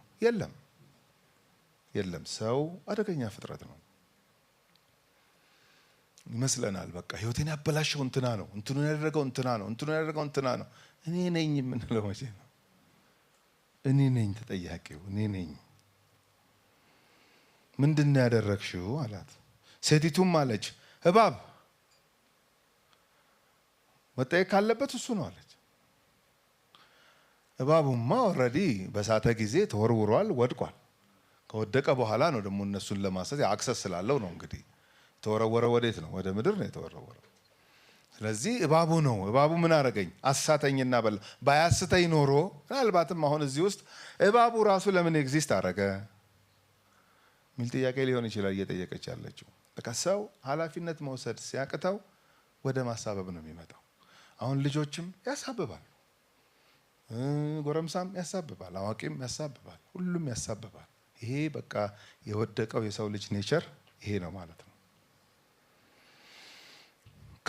ከሷም ጋር ብዙ አልቀጠለም ቁጥር 14 እግዚአብሔር አምላክም እባቡን አለው ምንድነው ያረከው ምናምን ነው እሱ ላይ ጀጅመንት ነው ለምን ቀድሞም የተፈረደበት ነው ታያላችሁ የሚሰራው ስራ አዳምን አወራው ሔዋንን አወራት አሁን ደግሞ እባቡን እሷ አዳም ሚስቴን ያሳሳተችኝ ይላል እሺ እሷ ደግሞ እባቡን ያሳተኝ ትላለች አሳስተሃል አሁን ባክ ኤንድ ፎርዝ መመላለስ የለበትም እግዚአብሔር አሳስተሃል ትንሽን አሳሳትኩት እንደዚህ ትሆናለች ብዬ አይደለም ትንሽን አሳሳትኩሽ ይልሻል ምናምን ማለት አያስፈልገው ኦሬዲ የተፈረደበት የወደቀ ስለሆነ ሰውንና የወደቀውን እባብ ወይንም ዲያብሎስን እንዴት ትሪት እንደሚያደርግ ተመልከቱ እግዚአብሔር ደግ አምላክ ነው በእውነት እግዚአብሔር ቸር አምላክ እግዚአብሔር በመልኩ ለፈጠረው ለሰው ልጅ ያለውን ቫልዩ ነው የሚያሳየው እድል ሲሰጥ ነው የምንመለከተው የመመለስ የመታረቅ ራሱ እግዚአብሔር የሚያዘጋጀው የመዳን መንገድ እንዴት ሊመራቸው እንዳለ ሲንደረደር ተመልከቱ ይህን ስላደረግህ እግዚአብሔር አምላክም እባቡን አለው ይህን ስላደረግህ ከእንስሳት ከምድር አራዊትም ሁሉ ተለይተህ አንተ የተረገምህ ትሆናለህ በሆድህም ትሄዳለህ አፈርንም በህይወት ዘመን ሁሉ አፈር ማለት ሞት ማለት ነው በቃ መጨረሻ ፍርድ ተፈርዶብሃል ብሎ ይሄንን ሲወስን እንመለከታለን ሰውን ትሪት ያደረገበትና ያሳታቸውን እባብ ትሪት ያደረገበት መንገድ እግዚአብሔር ለሰው ልጅ ያለውን ቫልዩ በደንብ አድርጎ ያሳያል ቁጥር 15 ለመጀመሪያ ጊዜ የታወጀ መሲሐዊ የተስፋ ቃል ይሄ ነው የመጀመሪያው ወንጌል ዘፍጥረት 3:15 ነው የሚገርማቸው አሁን እኛ የመጀመሪያው ወንጌል ማቴዎስ ምናምን ይመስለናል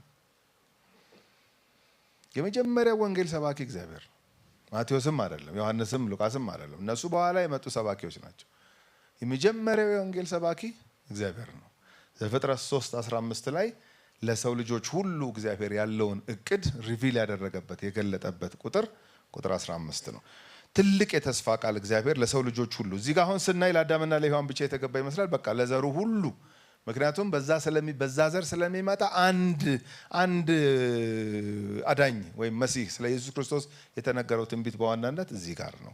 ቁጥር 15 ባንተና በሴቲቱ መካከል በዘርህና በዘሯም መካከል ጠላትነትን አደርጋለሁ።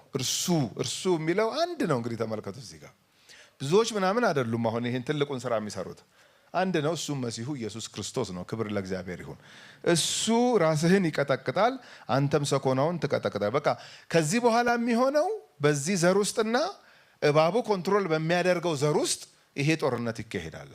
በቃ መጽሐፍ ቅዱስ የጦርነት መጽሐፍ ሆኖ ቀጠለ ማለት ነው። በነገራችን ላይ የራእይ መጽሐፍ ሲያበቃ በጦርነት ነው የሚያበቃው። የጦርነት መጽሐፍ ነው በቃ ይሄ መጽሐፍ።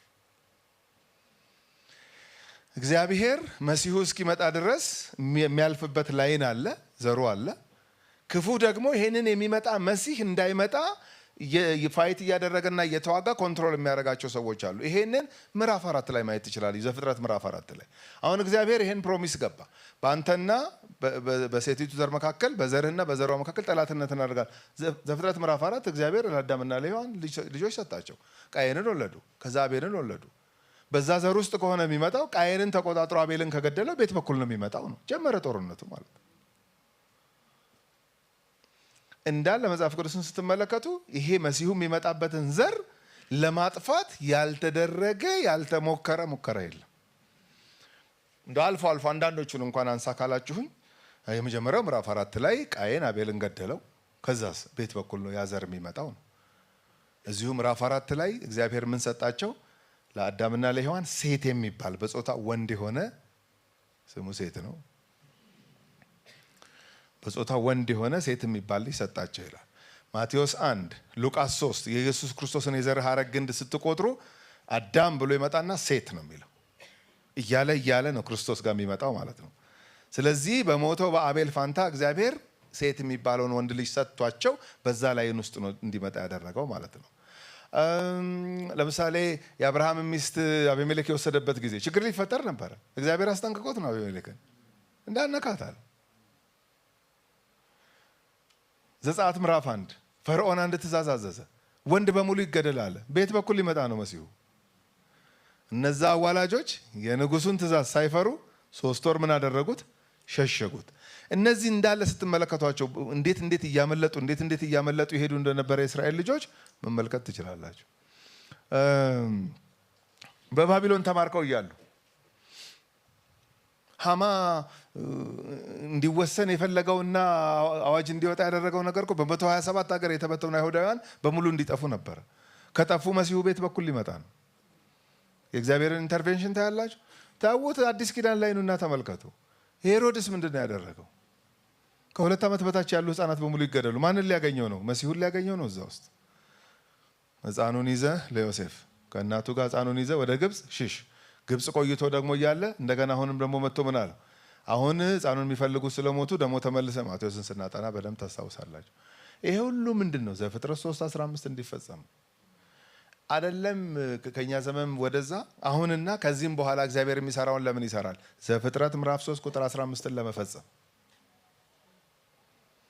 እንደው ያኔ የተናገራትን ቃል እግዚአብሔር ነው። ክብር ለእግዚአብሔር ይሁን።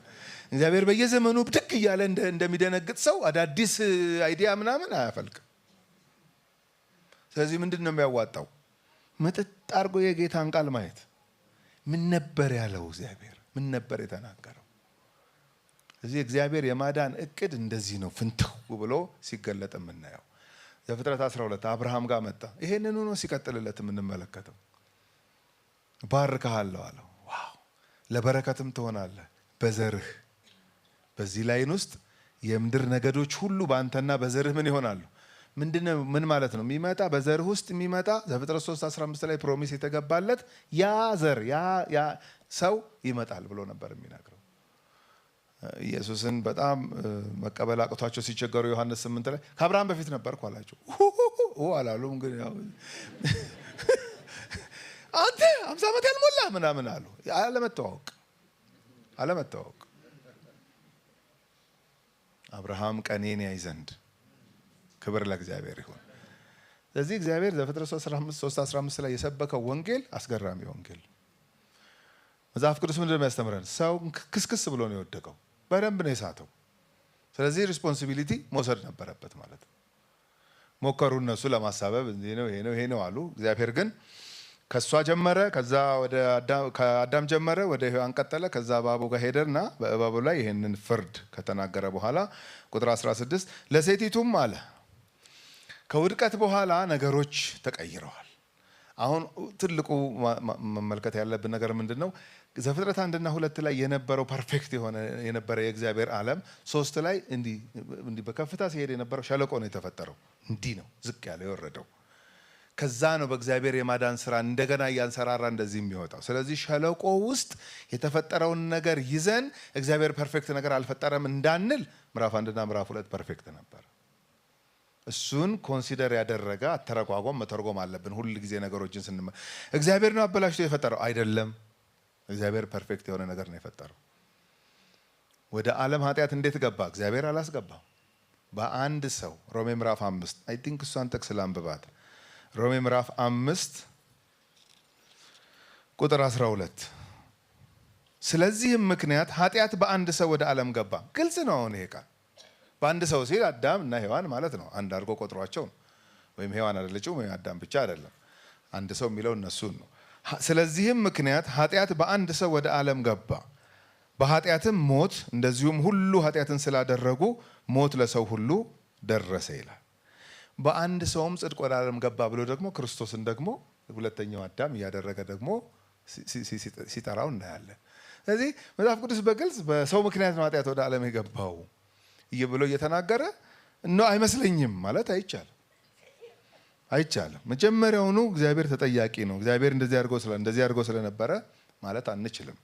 የቀደሙት የመጽሐፍ ቅዱስ ጸሐፊዎችና አስተማሪዎች እንዲህ ነው የተረጎሙት ዘፍጥረት 3 ነው። በአንድ ሰው ኃጢአት ወደ ዓለም ገባ። ዛሬ ግን ብዙ ቲዎሪዎች አሉ። ዘመናዊም ነኝ የሚለው ኋላ ቀርም ነኝ የሚለው ነገር ሊኖር ይችላል። እንዲህ የሆነው የሞቱትን ይሄ አንሴስትራል ስፒሪት ምናምን የሚባል አለ አይደለ? የዘር ማንዘር መንፈስ አሁን እርሻችን በደንብ ያላፈራው ስላስቀየምናቸው ነው። የአያቶቻችንን መንፈስ ከማት ነገር ጋር ሰው ያገናኛል ነው። ትክክለኛ ቴዎሎጂ ለመስራት መጽሐፍ ቅዱስ ዘፍጥረት 1 እና 2 ላይ እግዚአብሔር ምን ፈጠረ፣ 3 ላይ ምን ተፈጠረ የሚለውን በደንብ ማየት ያስፈልጋል። በቃ ሰው ኃላፊነት መውሰድ አለበት። ሰው ወደቀ። ስለዚህ እግዚአብሔር ጀጅመንቱን ምንም እንኳን ከባቡ ቢጀምርም በሔዋንና በአዳምም ላይ የመጣ አነስ ያለ በጣም ከባድ ባይሆንም ግን አነስ ያለ ለውጥ ግን መጥቷል። ይሄው ቁጥር 16 ለሴቲቱም አለ በጸነስሽ ጊዜ ጭንቅሽን እጅግ አበዛለሁ። ዋይ ጀጅመንት ነው። ይሄ የውድቀት ምልክት ነው። በጸነስሽ ጊዜ ጭንቅሽን እጅግ አበዛለሁ፣ በጭንቅ ትወልጃለሽ፣ ፈቃድሽም ወደ ባልሽ ይሆናል፣ እርሱም ገዥሽ ይሆናል። አልነበረም ወይ ከዚህ በፊት? ባይሆን ነው አብራችሁ ግዙ ነው አይደለ? ምዕራፍ 1 ቁጥር 28ን ስንመለከት በውድቀት ምክንያት አሁን ከሷ ሲጀምር እንመለከታለን። እሷ ላይ ብቻ አይደለም ባይዘው አዳምም ላይ አለ፣ ምድርም ላይ አለ። ገና ያላት ነገር ይሄ ነው። ስለዚህ በምትጸንሽ ጊዜ ይሄ ይሆናል፣ ጭንቅ ይሆናል። ምንም ሳይጨነቁ የሚወልዱ ሊኖሩ ይችላሉ። ያ ማለት ግን ይሄ አይፈጸምም ማለት አይደለም። ዝም ብሎ ግን መውለድን ግን እንደ ዋዛ ያናገረው መጽሐፍ ቅዱስ። እንደውም ከምጧ የምታርፈው ወልዳ ስጨርስ አይደለም የሚለው ትረሳዋለች ነው የሚለው። ስለዚህ በመውለድ ሰዓት ያለውን ጭንቅ ይሄ እንዳለ ይናገራል። ቀጥሎ ፈቃድሽ ወደ ባልሽ ይሆናል የሚለውን ሀሳብ ከምዕራፍ 4 ቁጥር 7 ጋር ነው ብዙዎች የሚያገናኙት። ላንብበው ምን ማለት እንደሆነ። ምዕራፍ 4 ቁጥር 7 እግዚአብሔር ለቃየል የተናገረው ቃል መልካም ብታደርግ ፊትህ የሚበራ አይደለምን ብሎ፣ መልካም ባታደርግ ግን ኃጢአት በደጅ ታደባለች፣ ፈቃዷም ወደ አንተ ነው፣ ልሰለጥንብህ ማለት ነው። ፈቃዷም ወደ አንተ። ስለዚህ ምን አርግባት?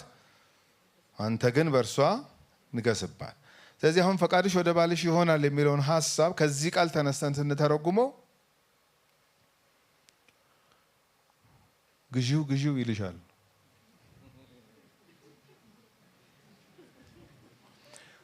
አሁን እኮ ፌስ የምናደርገው ኮንፍሊክት ይሄ ነው፣ ሌላ ነገር እንዳይመስላል።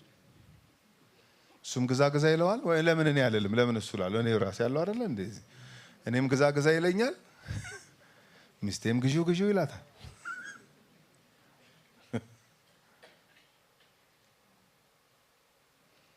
ፈቃድሽ ወደ ባልሽ ነው፣ እርሱም ገዢሽ ይሆናል። ገዢሽ ይሆናል ማለት ኤክስፕሎይት ያደርግሻል፣ አቢዝ ያደርግሻል ምናምን ማለት እንዳልሆነ የታወቀ ነው። ምክንያቱም የአዲስ ኪዳን መጽሐፍም በተለይ ኤፌሶንን ስናጠና ካስታወሳችሁ ባል ሚስቱን ይውደዳት፣ ሚስት ለባሏ ትገዛ። ትገዛ ማለት ምንድን ነው ብለን በደንብ በዝርዝር ያየን ይመስለኛል። ዞሮ ዞሮ ግን በሔዋን ላይ በሚስትየው ላይ ይሄ ነው የመጣው። ስለዚህ ውድቀት ቀይሮታል ማለት ነው ነገሩ። ውድቀት ቀይሮታል። ከውድቀት በፊት የነበረውን ነገር ከዛ ከውድቀት በኋላ የነበረውን ነገር በደንብ ለይተን መመልከት አስፈላጊ ነው ብዬ አስባለሁኝ።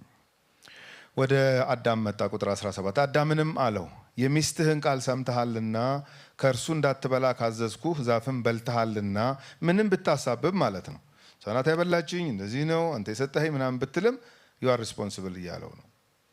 በልተሃልና ምድር ካንተ የተነሳ የተረገመች ትሁን። አያችሁ ደህና የነበረችው ምድር እግዚአብሔር ሲፈጥር መልካም ነው ብሎ የፈጠራት ምድርም ላይ ይሄ እርግማን ሲመጣ እናያለን። የተረገመች ትሁን በህይወት ዘመን ሁሉ በድካም።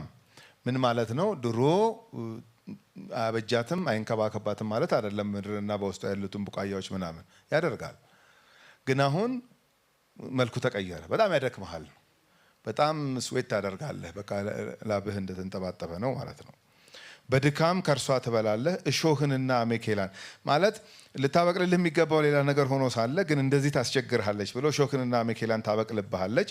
የምድርንም ቡቃያ ትበላለህ። አሁን ይሄ አረም ማረም ምናምን የሚባሉት ነገሮች የዘራ ነው ሌላ ነገር ነው፣ ግን አብሮ የሚበቅል ብዙ ነገር አለ። ስለዚህ ያደክመሃል ነው። እና አንዳንድ ጊዜ ይሄንን ጠቅሰው ነው ሰዎች ስራ የእርግማን ውጤት ነው ይላሉ። ኖ ዘፍጥረት ምዕራፍ 2 ላይ ስራ ነበር፣ ተነጋግረናል። ይሄንን እግዚአብሔር ሰራ አረፈ። ሰውንም እንዲሰራ በመልካችን እንደ ምሳሌያችን እንፍጠር። ክሬቲቪቲም አለ እዛ ውስጥ ነው። ስለዚህ ሰው ክሬቲቭ ሆኖ ተፈጥሯል፣ እንዲሰራ፣ እንዲንከባከብ፣ እንዲያበጅ የተፈጠረ ፍጥረት እንጂ ቁጭ ብሎ የሚኖር አልነበረም። ስለዚህ ዘፍጥረት 3 ላይ የስራ ባህሪው ነው እንጂ የተቀየረው የመሬት መረገም ነገሩን በጣም ከባድ አስቸጋሪ ያደረገው እንጂ የሌላ አዲስ ነገር እግዚአብሔር የስራ መስክ ፈጠረ ማለት አይደለም። ስለዚህ ውድቀት ይሄን አምጥቶብናል። እባቡ ላይ ትልቅ ጀጅመንት መጥቷል። ሔዋን ላይ እንደዚህ አይነት ፍርድ መጥቷል። አዳም ላይ መሬት ላይ ይሄ ሁሉ እንደመጣ እንመለከታለን። ስለዚህ ቁጥር 19 ወደ መጣህባት መሬት እስክትመለስ ድረስ በፊትህ ወዝ ላብ ማለት ነው እንጀራን ትበላለህ፣ አፈር ነህና ወደ አፈር ትመለሳለህ። ከአፈር እንደተበጀ ምዕራፍ 2 ቁጥር 7 ላይ ተመልክተን ነበረ። ከምድር አፈር እግዚአብሔር ሰውን አበጀው ስለሚል ስለዚህ ከአፈር የሆነው ፓርት ወደ አፈር ይሄዳል። ከእግዚአብሔር የተቀበለው እፍ የተባለበት በነገራችን ላይ ባለፈው ሳምንት ስናነሳ ሰው፣ ስጋ፣ መንፈስ፣ ነፍስ የሚለውን ነገር ስንመለከት እግዚአብሔር ሌሎቹንም ፍጥረታቶች ህያው ነፍስ አድርጎ ነው የፈጠራቸው። ሌላ ፍጥረት ሼር ያደረገው እኛ ብቻ ሼር ያደረግነው ምንድነው? መንፈስ ነው። ክብር ለእግዚአብሔር ይሁን። የህይወትን እስትንፋስ በአፍንጫው እፍ አለበት።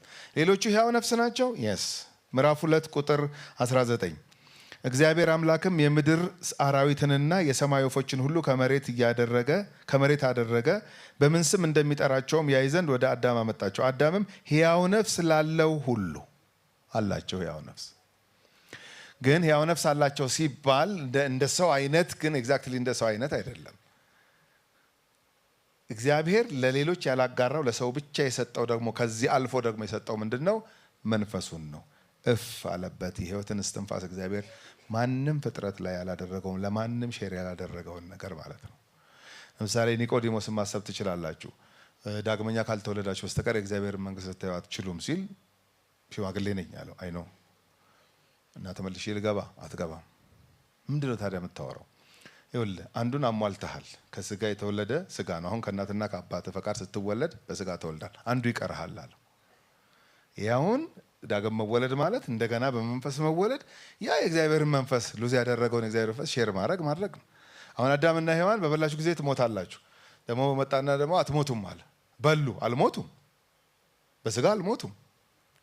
ግን ከእግዚአብሔር የተቀበሉት ያ መንፈስ ግን እንደ ድሮ ኢንጆይ የሚያደርጉበት ሳይሆን የሚሳቀቁበት፣ የሚፈሩበት ሆኖ ራሳቸውን ሌላ ስቴት ውስጥ ሲያገኙት እንመለከታለን። ስለዚህ ከእግዚአብሔር የተቀበሉት ያ የእግዚአብሔር መንፈስ ደግሞ እግዚአብሔር መንፈሱን ካልሰጠ በስተቀር ከየት ሊመጣ ይችላል? ለዚህ ነው በብሉይ ኪዳን መጽሐፍት ውስጥ እግዚአብሔር የሆነ ስራ ሊሰራ ሲል መንፈሱን በከሌ ላይ አመጣ ይላል። መንፈሱን በከሌ ላይ አመጣ። ወደ አዲስ ኪዳን ስንመጣ ደግሞ ይሄው ዳግም መወለድ የሚባለውን ነገር ኢየሱስ ሲያነሳው ከስጋ የተወለደ ስጋ ነው። አንዱን አሟልተሃል። አሁን አንተ በስጋ ይሄው ትመላለሳለህ፣ አክሰስ ታደርጋለህ የስጋውን ዓለም። መንፈሳዊ ዓለም የሚባል ነገር አለ። ማወራለህ እኔ ስለ መንፈሳዊ ነገር ነው፣ አንተ ስለ ፍጥረታዊ ነገር ማወራ መስሎሃል። ዳግም ካልተወለድክ በቀር አክሰስ አታደርገውም ነው እያለ ያለው። ስለዚህ ከእግዚአብሔር የተካፈልነው እና ሉዝ ያደረግነው መልሶ እንደገና የተሰጠን ይሄው ነው። ምን እሰጣችኋለሁ ያለው ኢየሱስ ምኑን ነው? መንፈሱን። ሲሄድ ወላጆች እንደሌላቸው ልጆች ትቻቸው ስለ መንፈስ ቅዱስ ብዙ ስለተማርን ብዙ ሱስ መግባት ያለብኝ አይመስለኝም። ስለዚህ ካፈር የሆነው ፓርት ወደ አፈር እስኪመለስ ድረስ ይሄው እንደዚህ በላብህ ለፍተህ ትበላለህ አለው። አዳምም ለሚስቱ ሔዋን ብሎ ስም አወጣለት፣ የሔዋን ሁሉ እናት ናትና። ቁጥር 21 በጣም ትልቅ ስራ ሰራ እዚህ ጋር እግዚአብሔር አምላክም ለአዳምና ለሚስቱ የቁርበትን ልብስ አደረገላቸው፣ አለበሳቸውም። ለምን? እናንተን መሸፈን የሚችል እናንተን እንደ ቀድሞ ከኔ ጋር አክሰስ ኖሯችሁ ማውራት እንድትችሉ እንዳትሳቀቁ፣ ይሄንን ኩነኔ ይሄንን መሸሽና መራቅ ሊያጠፋ የሚችል ቅጠል አይደለም። ሰው ራሱን ማዳን አይችልም። ሰው በራሱ ከእግዚአብሔር ጋር ሊታረቅ አይችልም። መጀመሪያውንም ሲወድቁ ባወጣ ያውጣችሁ ብሎ አልተዋቸውም። እግዚአብሔር መጣ፣ አዋራቸው። ስለዚህ የማዳን እቅዱን ገለጠላቸው። ከዛ ፍርዱን ነገራቸው። መጨረሻ ላይ ግን እጅ ቅጠል አትሆንማል። እናንተ ሙከራ ምንም የሚፈይደው ነገር በቃ ሰው አቅሙን ማወቅ አለበት። በዓለም ላይ 2 ሃይማኖት ነው አለ ተብሎ የሚታመነው 2። አሁን ማአት ነው አይደለም እናውቀው እኛ 2 ነው። ግን ምንና ምን? ሰው በራሱ መንገድ የሆኑ ነገሮች አድርጎ ከእግዚአብሔር ጋር መታረቅ ይችላል የሚል ሃይማኖትና ምንም አድርገህ አትታረቅም እግዚአብሔር ነው የመታረቂያውን መንገድ ያዘጋጀው የሚል ሃይማኖት አለቅ። ክብር ለጌታ ይሁን። እኛ ይሄን ነው የምናምን፣ ሁለተኛውን ነው የምናምነው እኛ።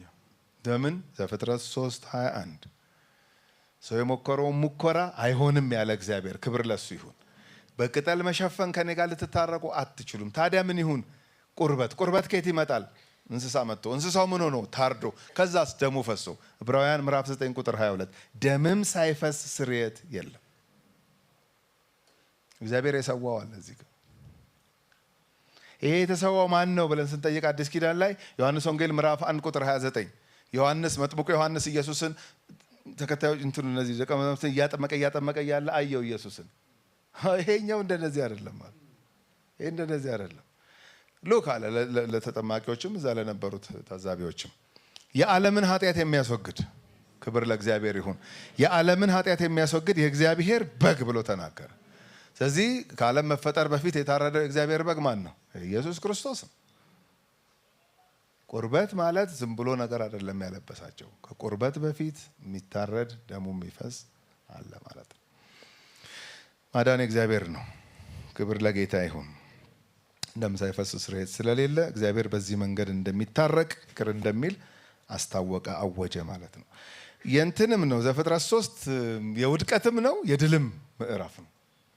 እዛው ነው ውድቀቱ፣ እዛው ነው ማዳኑ። ልክ እንደ ሮሜ 3:23 እና 24 ሮሜ 3:23 ሁሉ ኃጢአትን ሰርተዋል የእግዚአብሔርም ክብር ጎሏቸዋል ውይ ብላችሁ ሳጨርሱ ቁጥር 24 እንዲያው በጸጋው በልጁ በኢየሱስ ክርስቶስ ምትክና ቤዛነት የሚያምኑ ግን እንዲያው በጸጋው ይጸድቃሉ። ባድ ኒውሱ ቁጥር 23፣ ጉድ ኒውሱ ቁጥር 24።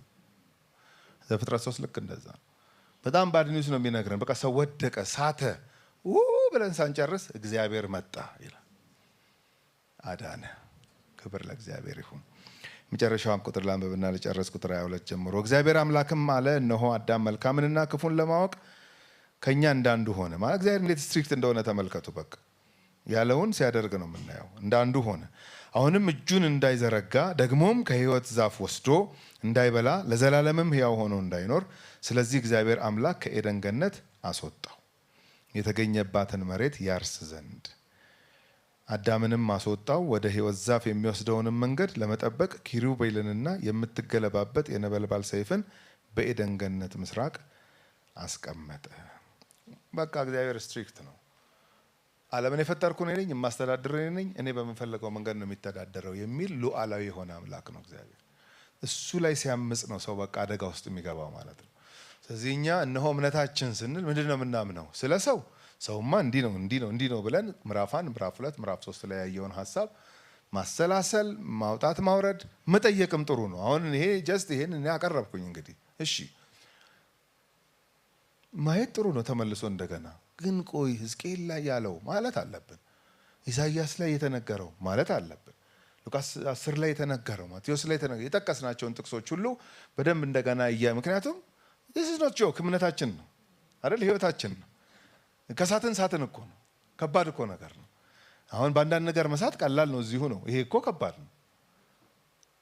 ስለዚህ እነሆ እምነታችን ስንል ባይብል ምን ይላል? ባይብል ስለ ሰው እንዲህ ይላል ነው የተባባል ነው። እዚህ ስክሪኑ ላይ ያወጡልናል። እኔ አንድ ጊዜ አነበዋለሁ። ከዛ በኋላ አንድ ሁለት የሁላችንም ብለ ነው የዛሬውን እንትናችን የሶስቱን ቀን ማለት ነው። መጽሐፍ ቅዱስ ስለ ሰው ምን ይላል? ስለ ሰው ይሄን ይላል የሚለውን አንዴ ላንብብና ከዛ አንድ ላይ እንለዋለን። እኔ ሳነብ ስሙኝ። እኛ እነሆ እምነታችን ስለምን? ስለ ሰው በእግዚአብሔር አምሳልና መልክ ወንድና ሴት ሆኖ የተፈጠረ ምድርንና በውስጧ ያሉትን ሁሉ እንዲገዛና በእርሷም ላይ እንዲበዛ መለኮታዊ ዓላማና ክብር የተሰጠው ፍጡር መሆኑን እናምናለን። ደግሞም እግዚአብሔርን ባለመታዘዝ ምክንያት ከመለኮታዊ ክብር የተለየና መንፈሳዊ ሞት የሞተ በራሱ ጥረት ሊድንም ሆነ ወደ ቀደመ ክብሩ ሊመለስ እንደማይችል ነገር ግን በክርስቶስ ቤዛነት የመዳን ተስፋ ያለው መሆኑን እናምናለን። ተነስተን እንቁምና እናውጀው። ይሄን አይሆፕ ይታያችኋል። ያ አይኔ ደህና ነው ማለት ነው። ገሩቅማ ላይ ይመስለኝ ነበር ሰው ስለሆንኩ። እሺ አንዴ እንበለው። ሰው በእግዚአብሔር አምሳልና መልክ ወንድና ሴት ሆኖ የተፈጠረ ምድርንና በውስጧ ያሉትን ሁሉ እንዲገዛና በእርሷም ላይ እንዲበዛ መለኮታዊ ዓላማና ክብር የተሰጠው ፍጡር መሆኑን እናምናለን። ይቀራል። ደግሞም እግዚአብሔርን ባለመታዘዝ ምክንያት ከመለኮታዊ ክብር የተለየና መንፈሳዊ ሞት የሞተ በራሱ ጥረት ሊድንም ሆነ ወደ ቀደመ ክብሩ ሊመለስ እንደማይችል ነገር ግን በክርስቶስ ቤዛነት የመዳን ተስፋ ያለው መሆኑን እናምናለን። ክብር ለእግዚአብሔር ይሁን። ከሮቢ ጋር እንጸልያለን። መቀመጥ ትችላላችሁ። በመጀመሪያ አዳዲስ ሰዎች እጠራለሁ። አሁን የተናገርነው የእግዚአብሔር ቃል ቀጥታ የሚለውን ነው የተማርነው። ከዛ ውስጥ ደግሞ የወጣ እምነትን የተነጋገረን። ሰውን እግዚአብሔር አክብሮ ነው የፈጠረ፣ በመልኩ እንድንሆን ከራሱ አካፍሎ ፈጠረን። ነገር ግን በእኛው ደግሞ በሰው ደግሞ ጥፋት ምክንያት በሰው አለመታዘዝ ምክንያት ደግሞ ሞትና ውድቀት የመጣብን እንደሆነ ተናገረ። ግን ደግሞ የመዳን ተስፋ ደግሞ ያለው ነው። እንዲሁ እግዚአብሔር አልተወንም። ቅድም አብርሽ እያስተማረ በጣም ስነካበት የነበረው ነገር ሰው ወደቀ እንዳለ እዛው ነው መልሶ እንደገና እግዚአብሔር የመዳንን ተስፋ ይሰጠን። ከሴቲቱ የሚመጣው ዘር ብሎ የተናገረው የተሰዋው የዛ የበግ ምሳሌ ቁርበትን አለበሰው ሲል የፈሰሰ ደም እንዳለ ያሳየናል። ደም ሳይፈስ ስርየት የለም ይላል። ይሄ ሁላ የሚያመላክተው ወደ ክርስቶስ ኢየሱስ ነው። ደሞም ቃሉም ያስተምረናል። የኛ ጥፋት የጀመረው የኛ ጥፋት የመጣለት ብቻ አይደለም። መጀመሪያው ነው በጥፋት ውስጥ የገባ ሰው ውስጥ የተወለድን። ነገር ግን እግዚአብሔር ደግሞ የመዳንን መንገድ አዘጋጅቷል። በዚህ መዳንን መቀበል እፈልጋለሁ የምትሉ ሰዎች ካላችሁ እጃችሁን ለአስተናጋጆች እንድታሳዩ ጠይቃችኋለሁ። እነሱ መተው ወደዚህም አልጠራችሁም። እነሱ መተው ከእናንተ ጋር ይጸልዩላችኋል። አብራችሁም ትማሩበትን መንገድ ያሳያችኋል። እዚህ ቦታ እናስተምራለን። ተከታታይ ትምህርቶች እናስተምራችኋለን። የበለጠ ጠልቀን መጽሐፍ ቅዱስ እንድንረዳ እንዴት ሰው እንደዳነ እናሳያለንና ካላችሁ እዛ ፎቆ ላይም ቢሆን እዚህ ምድር ላይም ቢሆን ያለን ሰዎች በሙሉ እስቲ እጆቻችሁን አሳዩ። ተጋብዛችሁ በጓደኛ ተጋብዛችሁ ሊሆን ይችላል፣ በቤተሰብ ሊሆን ይችላል። መጽሐፍ ቅዱስ ላይ ያሳየው ለእነ አዳም የነገራቸው ያ የተስፋ መንገድ እነሱ ሲወድቁ እግዚአብሔር ያመላከተ መንገድ ብቸኛ መንገድ እሱ ብቻ ነው። ክርስቶስ ኢየሱስ በመስቀል ላይ ተሰቀለ። በእርሱ ቁስል እኛ ተፈወስን ይላል ቃሉ ሲናገር። እሱ ቆስሎ እሱ ስለኛ ተራቁቶ በኃጢአት የተራቆተን እኛን በጸጋ አለበሰን። ያ በግ ሞቶ ያ በግ ቆዳው ተገፎ እነሱ እንደለበሱት የሰው ራቁትነት እንደተሸፈነ ዛሬም እግዚአብሔር አምላክ እንደዚሁ ደግሞ የኃጢአተኝነት ራቁትነታችንን ሊሸፍን ዘንድ ይፈልጋል። ኦንላይንም ካላችሁ ስክሪን ላይ ዲስፕሌይ በሚያደርጉት ስልክ ቁጥር ኮሙኒኬት አድርጉን። ዛሬ ስማችሁን ቴክስት ብታደርጉ ኮሙኒኬት እናደርጋችኋለን፣ እናስተምራችኋለን። እዚህም ደግሞ ካላችሁ አስተናጋጆች ጋር ምልክት ስጡ፣ ወይም ደግሞ በዚህ ስልክ ቁጥር ስማችሁን ቴክስት ብታደርጉልን ኮሙኒኬት ያደርጓችኋል። ከዛም ደግሞ የመዳንን መንገድ ደግሞ የበለጠ አብረን እንማራለን። የበለጠ ወደ እግዚአብሔር ለማደግ ነው ጥረታችን የሁላችንም። በዚህ ነው በጸሎት ውስጥ እያለን እውነት አጨራረሳችን ራሱ ትምህርተ ሰውን የጨረስንበት መንገድ በጣም ወደሚቀጥለው አያይዞ ነው የጨረሰልን። ሰው ወደቀ ብቻ ብሎ አያልቅም መጽሐፍ ቅዱስ። እግዚአብሔር የመዳንን መንገድ አሳይቶ ነው የሚጨርሰው። የሰው አፈጣጠር የሰው ታሪክ ተስፋ ሰጥቶ ነው እግዚአብሔር የጨረሰው። እና ምናልባት በዚሁ እንደው እውነት ከልባችን እንድንይዘው እንደው መናገር የምፈልገው ነገር ኔክስት ዊክ አዲስ ትምህርት እንጀምራለን። ትምህርተ ድነት መዳን ምን ማለት ነው የሚለውን ደግሞ የእውነት ዶክትሪናሊ ጠልቀን እንመለከተዋለን። እና በዚህ ውስጥ እስቲ ላለንም ሰዎች ጭምር ቻሌንጅ ላድርግ። እኛም መተን እንማር፣ ግን ደግሞ ይሄ መንገድን ቢያውቁ ብለን የምናስባቸው ሰዎች እስቲ እናምጣ። ምክንያቱም ምናልባት እኛ ብዙዎቻችን በተለያየ መንገድ ይሄንን ተምረን ሊሆን ይችላል። የተወሰነ ዕውቀት አለኝ ብለን ልንል እንችላለን ስለ ድነት ስናስብ። ግን የወንጌል ኦፖርቹኒቲ ነው፣ ወንጌልን ለመስበክ እድል ነው። እና ኔክስት ዊክ ላይ ትምህርተ ድነት እንዴት ሄዳን ነው ዶክትሪን ኦፍ ሳልቬሽን ነው የምንማረው፣ ከመጽሐፍ ቅዱስ ዲቴል ገብተን ማለት ነው። ስለዚህ እስቲ ይዘን እንምጣ ቅርብ ወዳጆቻችንን፣ ጓደኞች፣ አብረውን የሚሰሩ ሰዎች ሊሆኑ ይችላሉ፣ አብረውን የሚማሩ ሊሆኑ ይችላሉ፣ የቤተሰብ አባላት ሊሆኑ ይችላሉ። እናምጣቸው። እግዚአብሔር በዛ ውስጥ ደግሞ የሚያደርገው ተአምራት ሊኖር ይችላልና አዲስ ትምህርት ኔክስት ዊክ ላይ ስለምንጀምር እውነት እግዚአብሔር አምላክ በመልካም መንገድ አያይዞ ወደዛ ደግሞ አንደርድሮን ነው ይህን ትምህርት የጨረስ ነው። ለሌሎቻችን ሁላችን ግን እግዚአብሔር በምህረቱ ጉዳችንን የሸፈነልን ሰዎች ነን። አሜን። የአዳምና ሔዋንን ራቁትነት እግዚአብሔር እንደዚሁ እንደተራቆተ አልተወውም። በጉ ተሰዋ፣ እነሱ ለበሱ።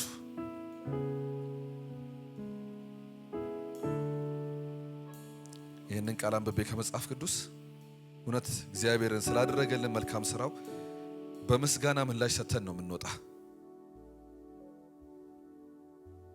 ሁለተኛ ቆሮንቶስ ምዕራፍ 5 ላይ እንደዚህ ይላል፣ እንግዲህ እግዚአብሔር በእኛ እንደሚማልድ ስለ ክርስቶስ መልእክተኞች ነን፣ ከእግዚአብሔር ጋር ታረቁ ብለን ስለ ክርስቶስ እንለምናለን ይላል ጳውሎስ። ከዛ እንደዚህ ይላቸዋል፣ እኛ በእርሱ ሆነን በክርስቶስ ሆነን ለማለት ነው። እርሱ የሚለው ክርስቶስን ነው። እኛ በእርሱ ሆነን የእግዚአብሔር ጽድቅ እንሆን ዘንድ ኃጢአት ያላወቀውን እርሱን ስለ እኛ ኃጢአት አደረገው ይላል። የበጉ ታሪክ በደንብ ነው የሚያሳየው። የእነሱን ራቁትነት በበጉ ላይ አረፈ። ልብሱን የተቀማው የበጉን ልብስ እነሱ ለበሱት፣ ቁርበትን አለበሳቸው ይላል። በክርስቶስ የተደረገልን ይህንን ነው። የክርስቶስን ጽድቅ እኛን አለበሰንና እርሱ የእኛን ኃጢአት ተሸክሞ በመስቀል ላይ ሞተ። እግዚአብሔር ጉዳችንን የሸፈነልን ሰዎች ነን። ራቁትነታችንን የሸፈነልን ሰዎች ነን። ይህን ምህረት እንድናስብ የሚያደርግ ትምህርት ነው የተማርነው። በዚህ ምስጋና ልብ እስቲ ሆነን እንነሳ በእግዚአብሔር ፊት በእግሮቻችን ቆመን እግዚአብሔር አምላካችን ፊት ጸልየን እግዚአብሔርን አመስግነ ነው። ምናልባትም ደግሞ በተለያየ መንገድ ቅድምም እንደጠራሁት አዳዲስ ሰዎች እዚህ ቦታ ላይ ካላችሁ፣ ቅድም ስማችሁን የላካችሁ ወይ ደግሞ ለአስተናጋጆች ምልክትን የሰጣችሁ ሰዎች ካላችሁ፣ ሌሎቻችንም ደግሞ ብንሆን ዮሐንስ ሲናገር ምን አለ? ልጆቼ ሆይ ኃጢአትን እንዳታደርጉ ይህንን እነግራችኋለሁ አለ። የእግዚአብሔር ምህረት ኃጢአት እንድናደርግ ለማደፋፈሪያ አይደለም የሚናገረው። ግን ደግሞ ብንወድቅስ ተስፋ አለን ወይ? ልብሳችን ቢቆሽሽብን ተስፋ አለን ወይ? አለን። በአብ ዘንድ ጠበቃ አላችሁ አለ። ጉዳችንን የሚሸፍን ስለኛ የሚከራከር ክርስቶስ በሰማይ አለ። ትምህርተ ድነት እኮ ይህንን ነው የሚነግረን። ትምህርተ ሰውን ስንማር ሰው ወደቀ የተባለው እግዚአብሔር ደግሞ ጉዳችንን በየዕለቱ እየሸፈነ አብሮን የሚራመድ አምላክ ነው። በምህረቱ አብሮን ያለ ጌታ ነው። ለዛ ነው ምህረትህና ቸርነትህ በሕይወቴ ዘመን ሁሉ ይከተሉኛል አለ። እግዚአብሔር ቸርነቱን ከኛ አላራቀም። እግዚአብሔር ምህረቱን ከኛ አላራቀም። በምህረት አይኑ የሚመለከተን አምላክ አለ። የምህረት ጌታ በሰማይ አለ። ምህረት የበዛልን ሰዎች ነን። አዳምና ሔዋን ተብለን ተምረናል። ግን ደግሞ በዛ ውስጥ አብሮ ደግሞ የተናገረን እግዚአብሔር እኛ ነን። እኔ ነኝ፣ እናንተ ናችሁ።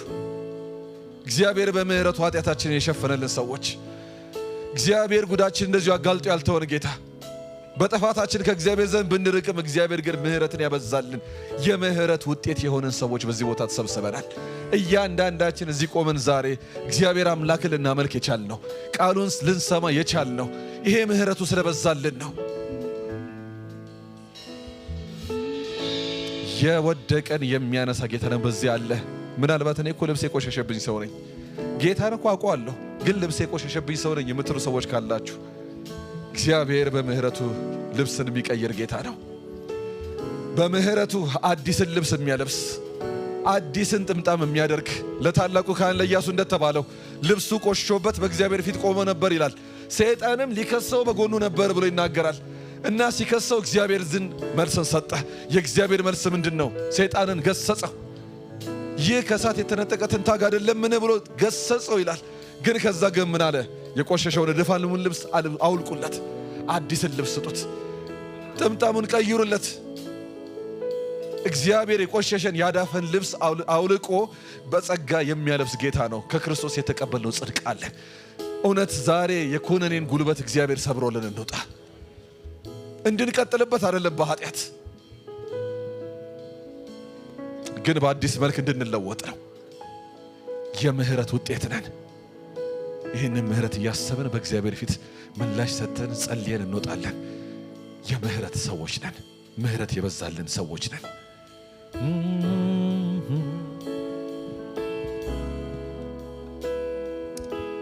ተመስገን ኢየሱስ።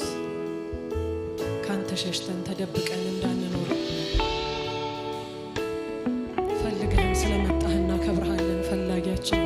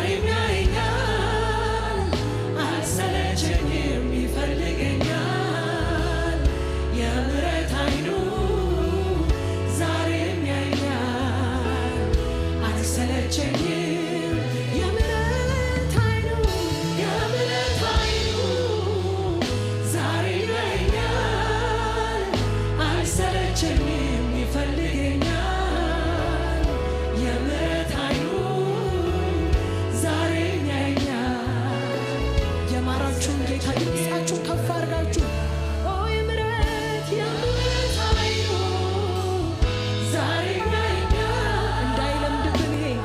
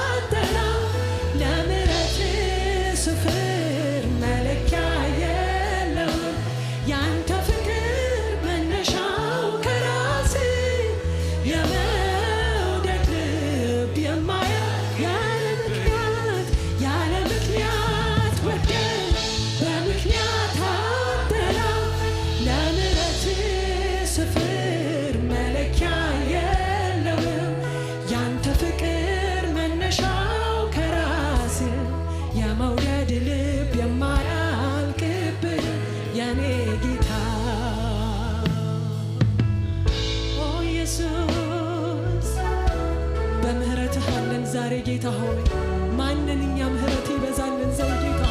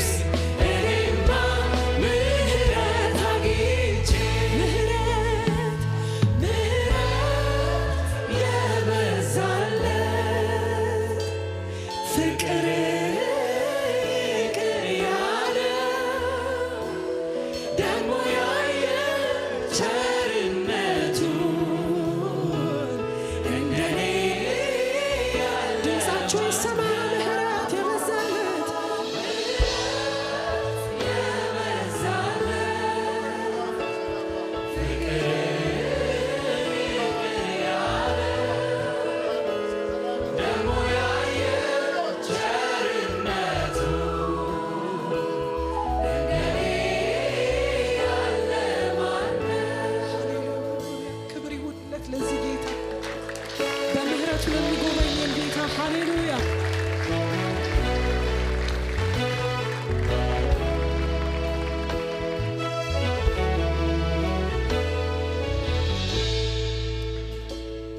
በዚሁ መንፈስ እንዳለን ይህንን ቃል አነባው ፈልጋለሁ ከመጽሐፍ ቅዱስ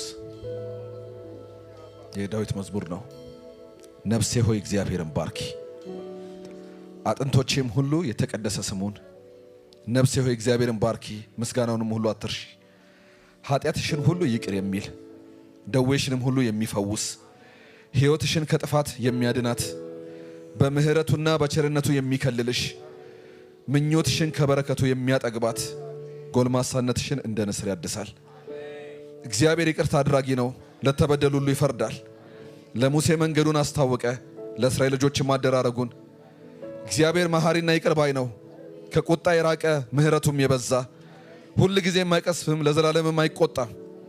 እንደ ኃጢአታችን አላደረገብንም፣ እንደ በደላችንም አልከፈለንም። ሰማይ ከምድር ከፍ እንደሚል እንዲሁ እግዚአብሔር ምሕረቱን በሚፈሩት ላይ አጠነከረ። ምስራቅ ከምዕራብ እንደሚርቅ እንዲሁ ኃጢአታችንን ከእኛ አራቀ። አባት ለልጆቹ እንደሚራራ እንዲሁ እግዚአብሔር ለሚፈሩት ይራራል፣ ፍጥረታችንን እሱ ያውቃልና። ይሄ ነው ታሪካችን። ይሄ ነው ታሪካችን።